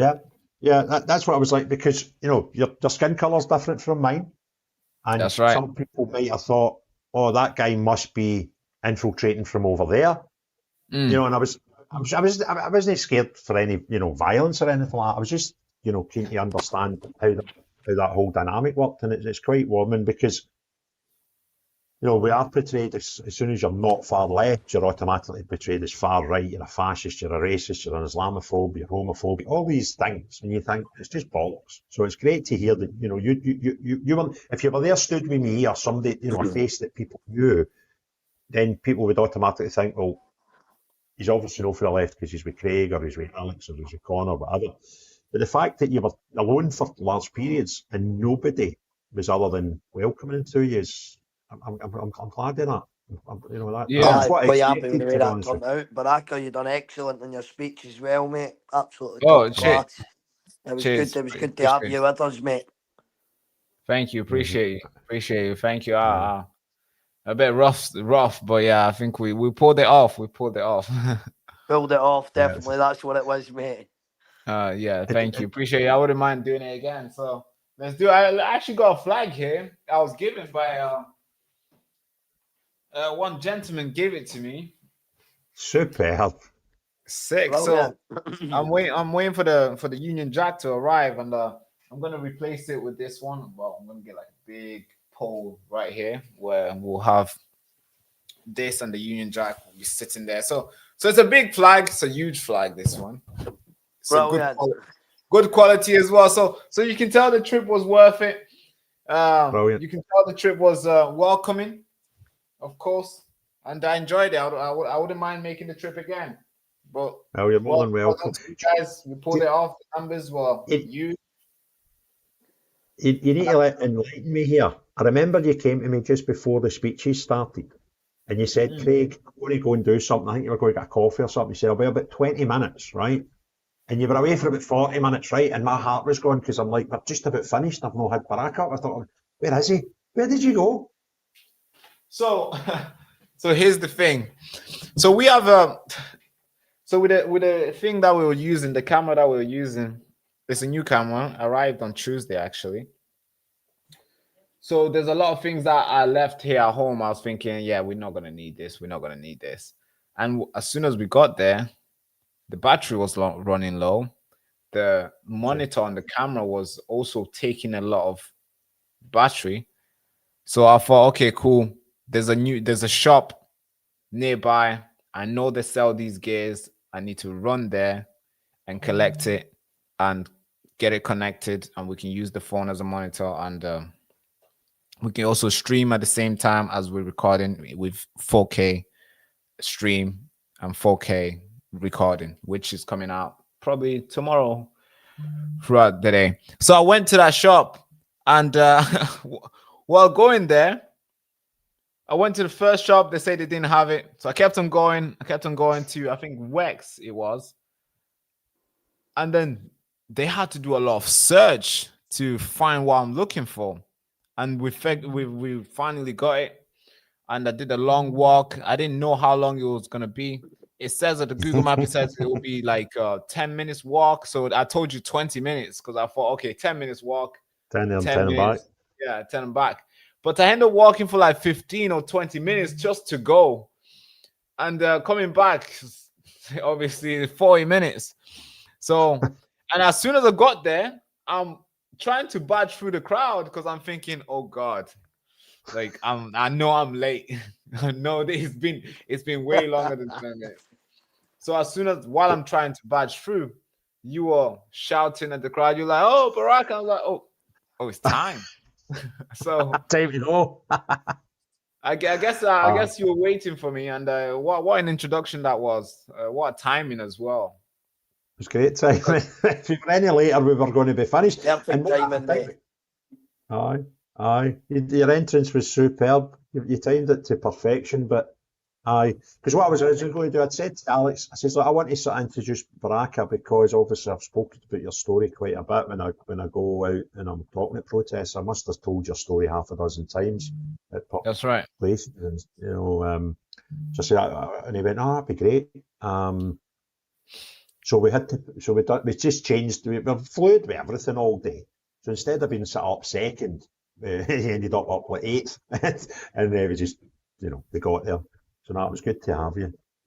No, it was great. It was great. That was my first ever speech at a rally. I think rally or protest, you want to call it, a demonstration. So that was the first time. I enjoyed it. Nerve-wracking at first, but the crowd got it going, and I think we delivered something that the nation needs to know for sure. Yeah, it's good tag, yeah. And I think for somebody that hasn't spoke before in public, it is quite daunting. And what seems to happen with most people when they get into that situation and you get the first, a round of applause or cheer, you kind of, oh, well, this is all right. And you start kind of feeding off it, and it, it's very when it goes right, it's an amazing thing because none of us. It was only a few weeks ago, but maybe a couple of months ago since I'd done my first one as well, and it's nerve-wracking, but once it's done, and you realise it is the right thing that we're all shouting off the same thing at the moment. That's right. Multiple different issues. It's all the same kind of related things. It feels good, mate. And here's to many, many more to come. Yeah, that's right. That's right. Yeah, the crowd was very welcoming and very engaging, I might say. And I think it helped out a lot, to be fair, because you never know how the crowd is receiving until they actually, give you the response. And the response was amazing, and that kept people going, myself included. I'm assuming a lot of people feed up from the crowd too. I didn't get to see a lot of people speech because I was chasing around for this little knob I needed for the camera. but it was great. It was great. You guys did well. And I think after everything finished, I went to talk to the other side. A lot of them avoided being on camera because most of them are hiding their face.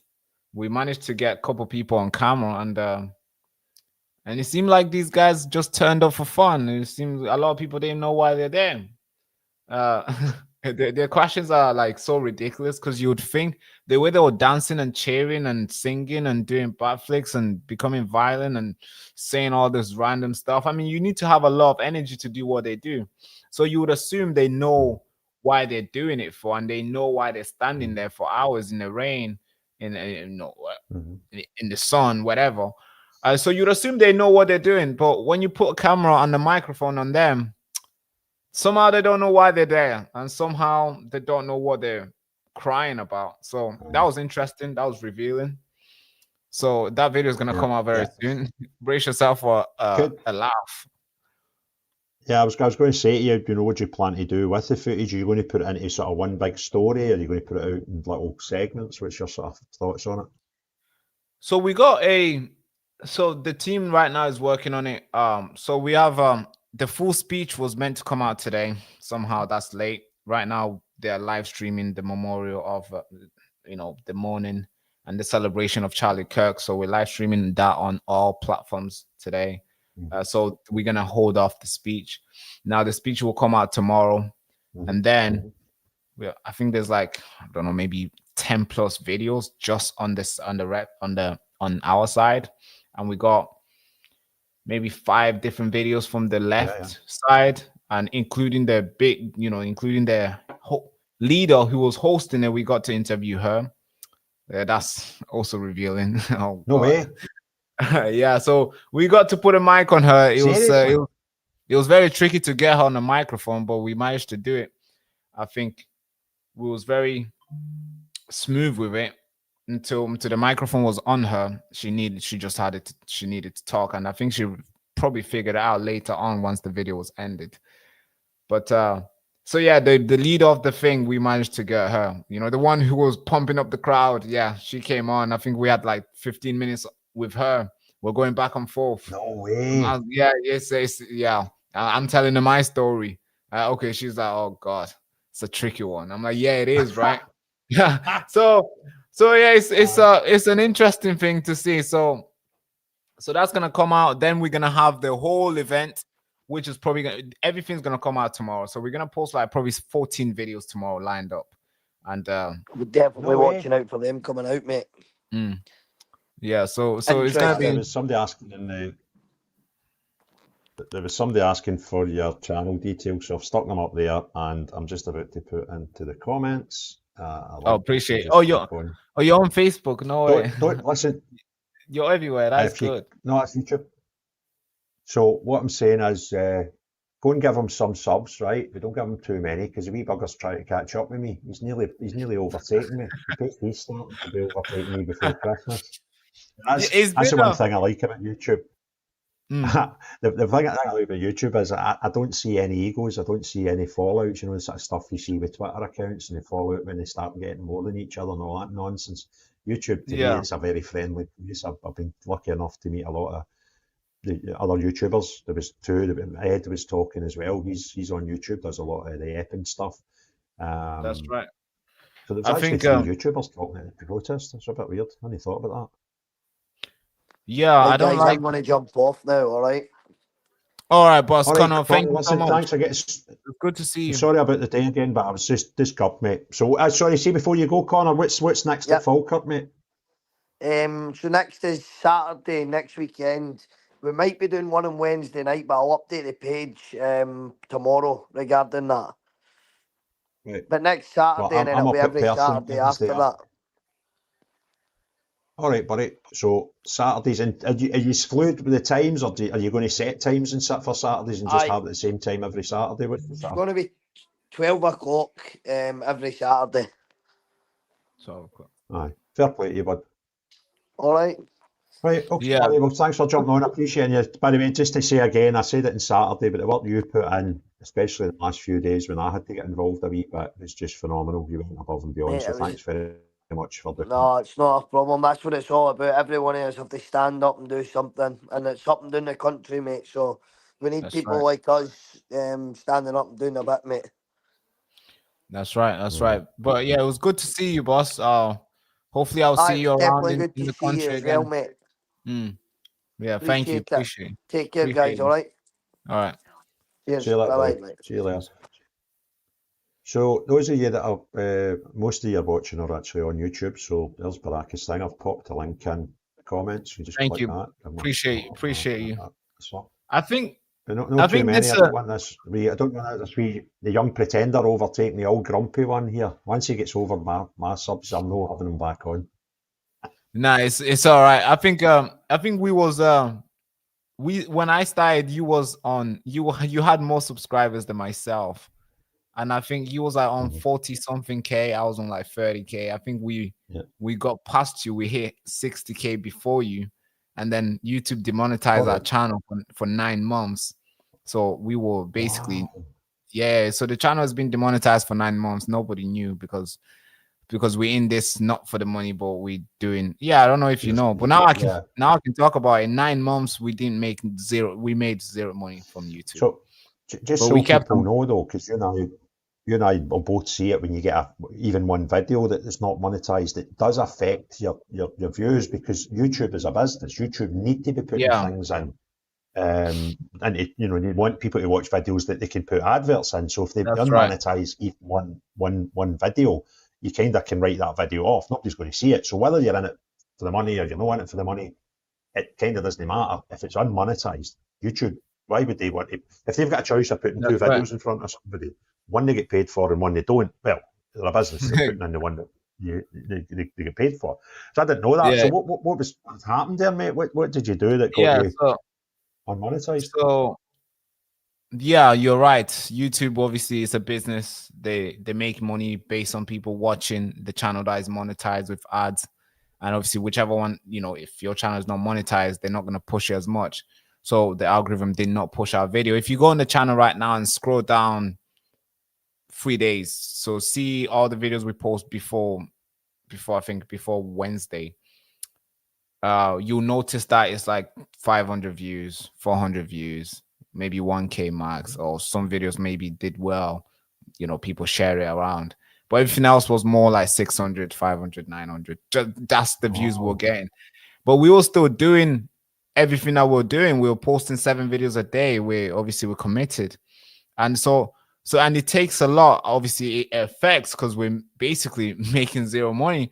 But when I started this, I wasn't making money at all, but I was still investing. So when I made a little money and then it was taken away from me, it didn't discourage me because I was not here for the money. So 9 months without being monetized, it just felt like, okay, 9 months of doing what I love without being told to chase the money. 9 months of just doing what I like. So I just kept on going. Now, how we got there is so there's a lot. We were fighting YouTube. We're fighting YouTube for I think 3 months. We raised money to fight them and we won. Now the channel, we won this Wednesday. We won. We got a notification. YouTube said, "Hey, you can. We're not gonna keep going. Case closed. Case closed. You'll be reinstated back on YouTube." Yeah. So basically, the reason why I'm coming in today on your live stream as well, and many other people live stream I'm gonna be going to, is because they basically banned my face on YouTube, so I couldn't go on anybody's channel. so I couldn't do anything. So I could only stay on my channel. If I was to come on your, if I did come to on your channel while I was demonetized, or while I was going through the case, your channel would have been deleted and same as mine. So I didn't want to risk it for anybody. And so it was a big fight, and we won. If we didn't win, the channel would have been deleted, and we would not be on YouTube basically. So it was a huge one. And reason why we got here, let me just quickly answer that as well. So we're posting a lot of videos, 100 views, 100K views. We're just, I think January, we were just going, I think we were posting like 7 to 10 videos a day. Like we were just, the team was active, and I think we were mobilized basically. And then YouTube said that we were mean and we were demeaning and we were targeting people and we were basically inciting violence and all these things that that they try to call us. So they demonetized the channel and put it on review. And while they did that, we were not able to post that many videos. We were not able to go as live as frequently. So the amount of things we could do was very small, and obviously no money at all.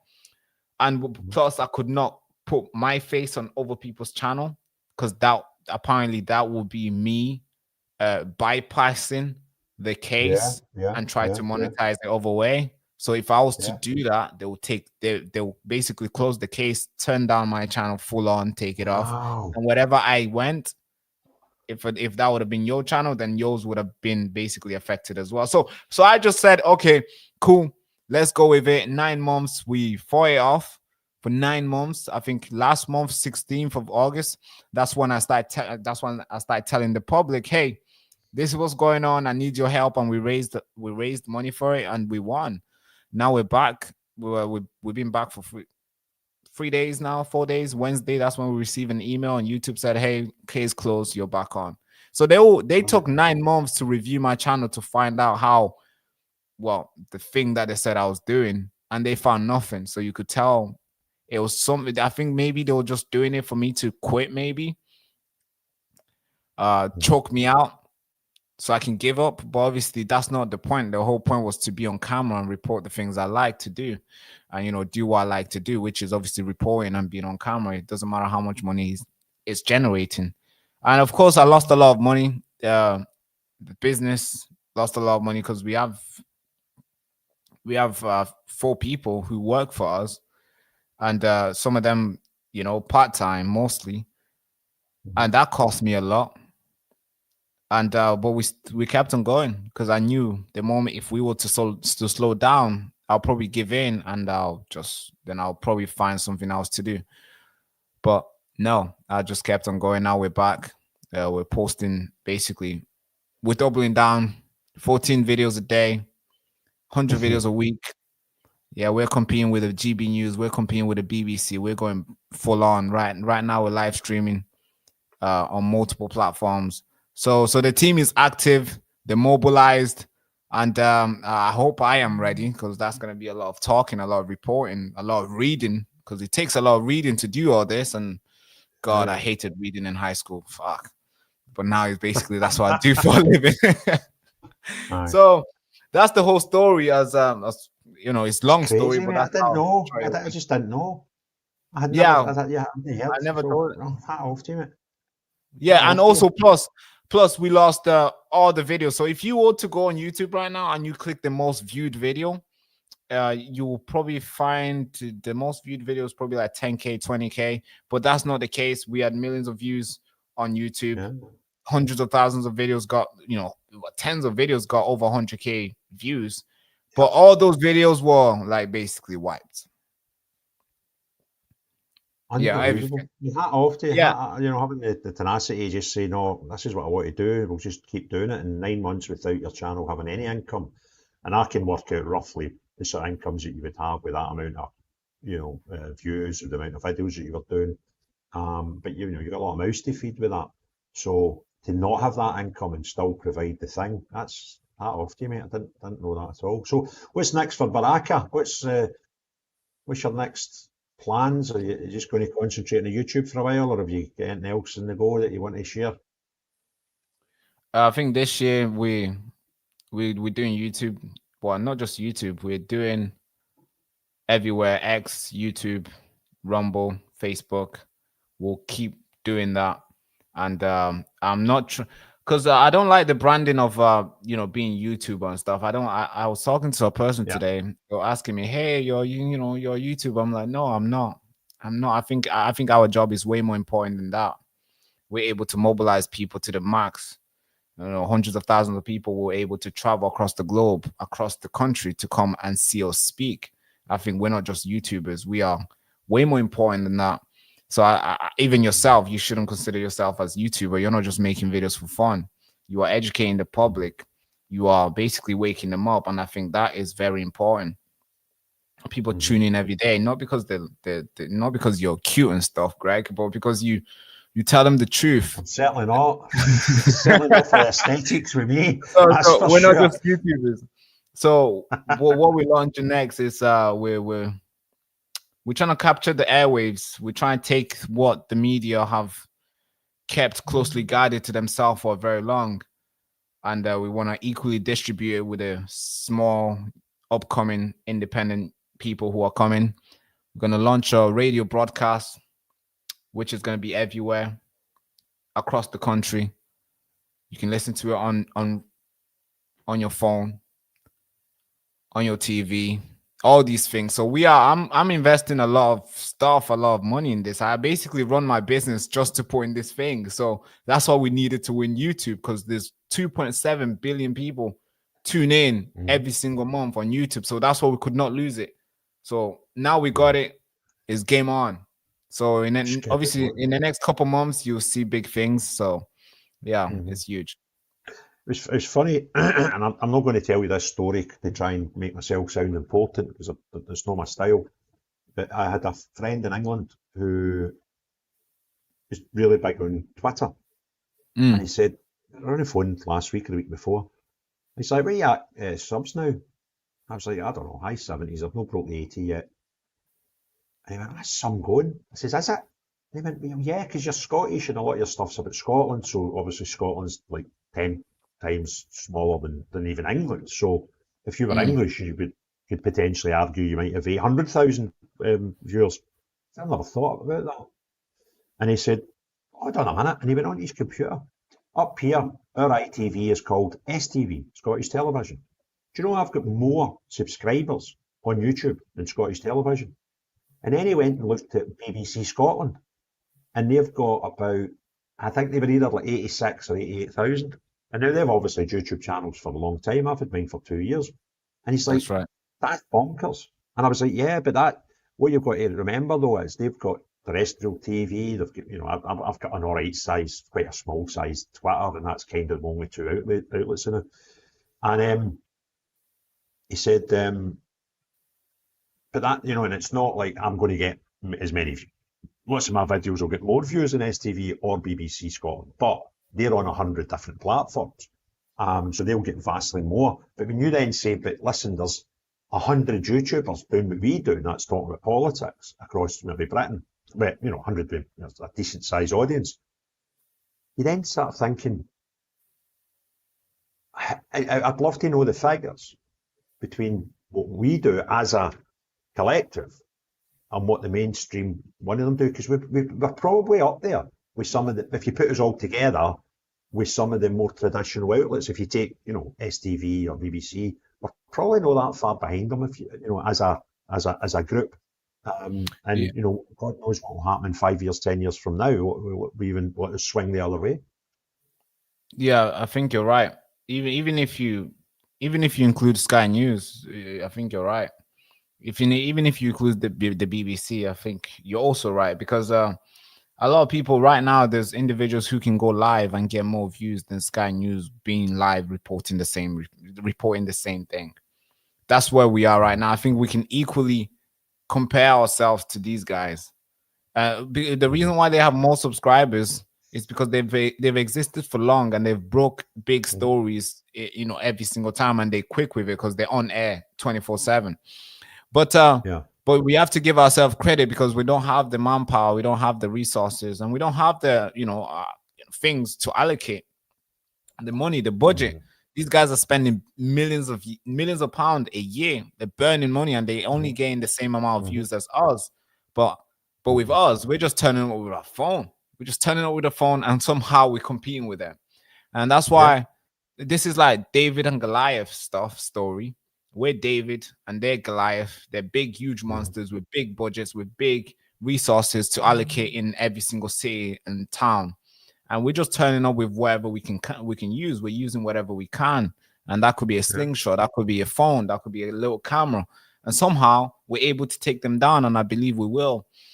And we'll do it in a means where they would have to bend down and report the actual truth, because they're going to lose every single thing they've been climbing on.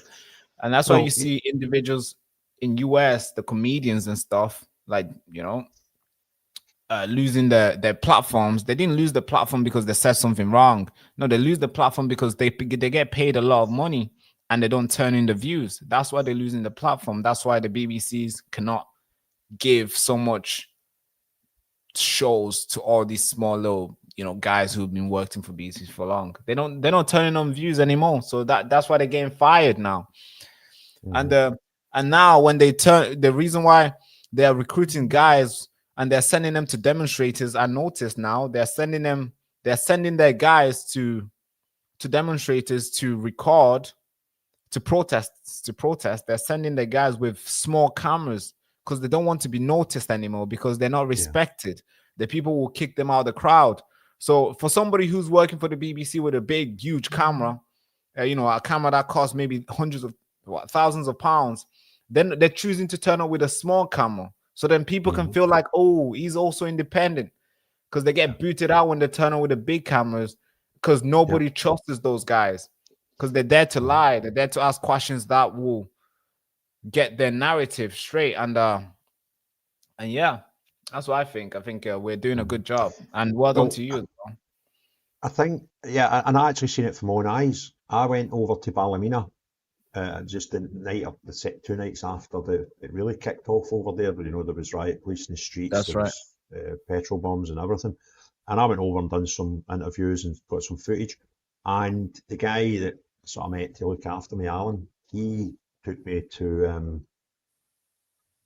he was to give me a tour so I could get some footage of where all the destruction was. That's right. I was in that street and there was a load of people. And I went, do you know who that is? He says, yeah, it's just the community, and you know, they might be having a protest. I don't know. He says, do you want to go down? And I said, go down and see if anyone will talk to me on camera. So we went down and we just started talking. And the guy for the BBC had turned up. But the guy for the BBC had put a piece together the night before, calling them all far-right racists. And they actually chased him out the street. He was lucky that he never got smashed in the street. And yeah, I've noticed it at protests as well. Instead of having the big traditional news camera, they're turning up the smaller things. Some of them even, I saw a pal of mine getting interviewed at Falkirk during the week, and it was an iPhone the guy was using, just the same as we will use sometimes. You know, I've got other cameras, but the newer iPhones are equally as good as most cameras now. So if you get a half-decent tripod or hand thing or gimbal, whatever, you've got a good net, and you can buy little speaker sets for, I mean, I've got speaker sets there that are 3 figures, but I've got ones here that are 30 quid, and I can't notice the difference. So you don't need big stuff. But no, there's a story that you might not appreciate, mate. This guy here, Bushybeard, he's got some nice words to say, but that's not why I brought that up. I'll tell you a story about him in a second. He's saying that both of you are pioneers in this uprising fight. The time, effort and passion you both put into daily is fantastic. It gives us, the people, a platform to unite and get views. Now, what you won't know is Bushybeard is a Celtic fan, and I am a Rangers fan. Now, traditional up here, we would have totally opposite views on religion, on politics, obviously on football. But I bumped into Bushy down in London at Tommy's rally, just as everything was finishing. And he had a Celtic strip and a Union Jack. Now, that's a combination you don't see in the west of Scotland. That's right. Normally, Celtic fans don't like the Union. And I interviewed him, and it was tremendous. And hat off. And he's not the only Celtic fan. There's loads of Celtic fans. In fact, there's been Celtic fans on this show tonight. At least 2. I don't know every team everybody supports, but there was at least 2 on, Kevin and Stephen earlier. And so the protests aren't just Rangers fans. That's an idiotic thing that people say. Anyway, Bushy, being, the Celtic strip, the Union Jack together, that's a massive thing. And we interviewed him, and it went a bit viral on Twitter, did that interview. And I said to him before, I says, look, if you do this interview, you're going to get slaughtered by people that support the same club as you, and I might get slaughtered for platforming you. And yeah, there was that, but the vast number was very, very positive. And I think that's where we are now, that people see that we've got bigger problems than who's meant to be the best football club in Scotland. Do you know what I mean? We're not tribal about it anymore. If you're concerned about the safety of kids and the lack of social housing and all these things that we're all concerned about, then we can leave our football scarves at the gate and go and do a protest. And yeah, 4 times a year when we play each other, we can hate each other's guts for 90 minutes. That's healthy. That's football. That's why it's such popular sport. The cannibalism can come out, and as long as we can do that for the 90 minutes and then get on with the rest of it, it's fascinating. But that was his story, mate. It was a fantastic interview. Yeah, I've not ate tonight. I've not ate since well before lunchtime. I've been early lunch, so I can feel you've been here for 2 hours. You've been here for 2 hours. 2 hours well done. 2 hours Congrats, is kind of all right. That's good. No, listen, hat off to you. Thanks very much for coming up. Thank you for hosting this.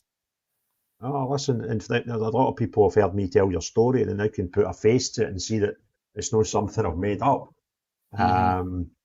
So just, thanks very much. And I'm disappointed to hear your story about YouTube, and I can understand why you didn't talk about it before. So just, and I think you'll get a lot of benefit now when your channel gets back up to speed. You're going to put your output in. My channel, I had a great May. May was record breaking for me, the amount of views. I think I had like 2 million or maybe more. And my output since I was arrested, it's just decimated, because I'm like, I want to do this video. Some videos I can't do because there's certain things on my bail conditions that I'm not allowed to talk about. So, and I feel curtailed, and I'm always looking over my back when I go out in the street and see if there's because I get arrested in the street. I walked down the street and the cops stopped and arrested me. So I'm kind of like, I spent it was sort of last day in May, was it? I got arrested. So it's like 3 months. And even when some topics, when I go to make my videos, and I kind of try to do 3 videos minimum a day. Because I do everything myself, I'm editing myself, recording myself, scripting it. Well, I don't really go with scripts, but getting the sort of skeleton of what I'm going to say. I can't have the output that you're doing, but it's decimated. Some weeks I'm lucky if I'm doing 7 videos, and that, I should be doing 21, 22 a week. So I've really tweeted that recently, but kind of just need to get back on the horse. And then my case get put off again. I'm now got a 3rd date for the case to start, so that's another month. But the date they've given me, I'm on holiday, so the lawyer doesn't think it will get brought forward. He thinks it will go back, and you're like, just going to get this thing over and done with. That's right. And I'm quite positive it'll end up in a positive result for me. I mean, I can tell some stories. There's some crazy stories that's happened to me during this. I just can't talk about them now. So I look forward to getting the shackles off and getting in it about it and getting the output up again and being a bit more free what I can talk about. So I think the 2 years between now and Christmas hopefully get a wee bit of an upturn in an output and the result. I'm delighted you came to Glasgow, mate. I'm delighted you enjoyed it. I'm delighted that the people didn't let me down. I was sure that the reception you were going to get was exactly as you got. So it was brilliant, mate. You're getting some positive comments, and appreciate you, man. I have to add to that as well, of what you just, of what you're going through as well, through the courts and stuff. This is why when I address the public, I always say, ladies and gentlemen, patriot, truth seekers, because they're seeking the truth, and warriors. And the reason why I add the warrior in is because the reason why we're able to stand is because of the people who watch us. The reason why we're able to do what we do and invest the money that we have is because we know you guys will click the next video when it comes out. And when you click the next videos, you are mobilizing and pushing that video to far more people. And that's why That you guys are the polar bears. You guys are the ones who keep us, keep us standing. You guys are like a part of the armor of God that we wear when we attack this mainstream narrative. So what Craig is going through is not because he wants to go through it, it's because he made a video to tell you guys what's going on, and look what he's going through. So when you see a video, and let's say you're in a rush, just click on it and like the video, because that will help him and encourage him to keep on going. So for those people who have been doing it, I'm sure there's a lot of people now. You're almost 100K. Freaking sick. I can't wait to tune into your live stream and you'll have 100K plaque at the back of you. That would be really amazing. That's gonna be sick. I'm not normally like this, right? But I remember when I got to about 70, and it was when I got to 50,000 actually, and I thought, how the hell did I get 50,000 subscribers? Because it's just, I know, right? I've got a sort of semi-studio like now. But I was sitting in the living room round there, just sitting in my chair, and I thought, how the hell did we get here? So, it was quite puzzling. And then I thought, oh, you get a trophy when you get to 100,000. And like a child, I started That's right. dreaming ahead and thinking, I could get this before Christmas, or I could get it before next summer or whatever. So I think we'll both get there quite quick, I imagine. No, we'll get there. I think it only takes. Don't you get there before me? Don't you dare get there before me, you little upstart, right? You've got a team behind you and an army behind you. I've got my main bloody bald self. I'm sure you probably will, actually. I'll try not to, but I'll try not to. But I think you're doing well. You're doing well. We're both gonna get it for sure. I believe this year we're gonna get it, unless YouTube decides to do some crazy algorithm censoring type of stuff. But I believe we're gonna get it. And I've been wanting that trophy since I was 14. So that's quite a thing, isn't it? Yeah, I mean, I always want to be on YouTube. I think have I ever told you my story on being on YouTube? Like the reason why I do it. Yeah, I like being on camera. I want to be in the movies. I want to be a part of I want to be an actor. I want to be out there. I want to win an Emmy. I want to do all those things, camera stuff, producing and being in it. So that's why I love being on the camera. That's why 9 months of censoring, that cost me a lot of money, maximizing my credit card. I kept on going because it was not about the money. It's about in the next 20 years from now, I want to be sitting there and watching my movie being premiered in all cinemas in the UK. So it's going to do me a favour. You need to make me this promise, right?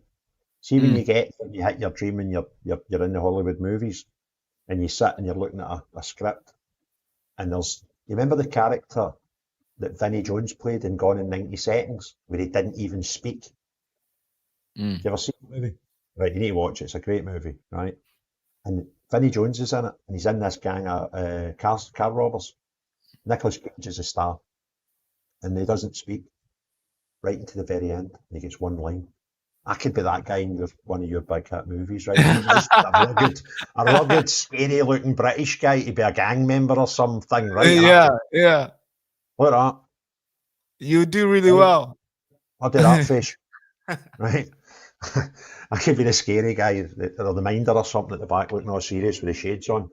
No, you do really well. I can't wait. Maybe one day, once we get monetization, we might be able to host. You can come on my show, and I can go on yours, and we can all have our plaque at the very back, and it'll be That's fantastic. Right, let's do that. Right, once we've both reached it, we'll have a celebration live. Right. Ooh. Okay. Well, listen, mate. Thanks very much. Great to have you on again. Great to see you yesterday. I'm sure we'll see each other because I hadn't seen you. Oh no, I seen you at London briefly. But before that, I hadn't seen you since Manchester last November, wasn't it? That was the last time I seen you, and I've been ill since then, and and fought that and stuff. So, how's it going with that party though? How's it going? Quick one. Doing all right. We've got the it was our conference on Saturday in London, so I was at two things at the one time. Tommy's rally. Tommy got his old press passes, so we were all right with that, and. I'm quite confident. We've got elections up here to go into Scottish Parliament in May next year, and I'm not overly confident, but I've got a good chance. The way they work in here, you can go in the second vote, which is people get 2 votes in Scotland, and that would be for the whole of Glasgow. So I've got a fair chance, and you just need to keep making people understand that we can put normal people into Parliament and take it from there. And then I'll be live streaming, no live streaming for Parliament because that's illegal. But as soon as I come out at Parliament every day, I'll just go up to my office and make a 10-minute moan and tell people about the shenanigans I've been up to that day.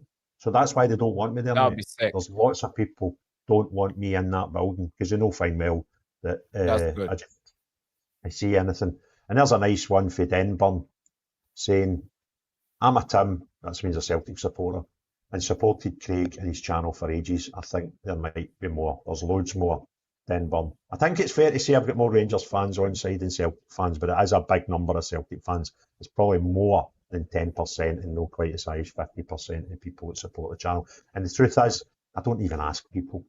I don't bother. So anyway, listen, mate, thanks very much to you. Well, thank you so much for coming on. Appreciate you. And thanks to everybody so that was on tonight, because I like this phone-in thing, and you know it's getting a bit busier and I enjoy it. Thanks very much for everybody that viewed. Thanks very much, everybody. It was embarrassing yesterday, and I kept saying to people, they're like, Craig, can I get a selfie? I was like, yeah, if you want to embarrass me, because it is very embarrassing, but it's also very humbling. And you go, you're meaning something to people. So thanks to everybody that done that yesterday and came up and said hello. So as I say at the end of all my shows, unless you're the type of person that counters good people saying good things and are getting their concerns out in the British public, unless you're the type of people in the media that want to term us as far-right, racist, fascist, then not you. See everybody else. Have a great day. Cheery bye. Thank you so much.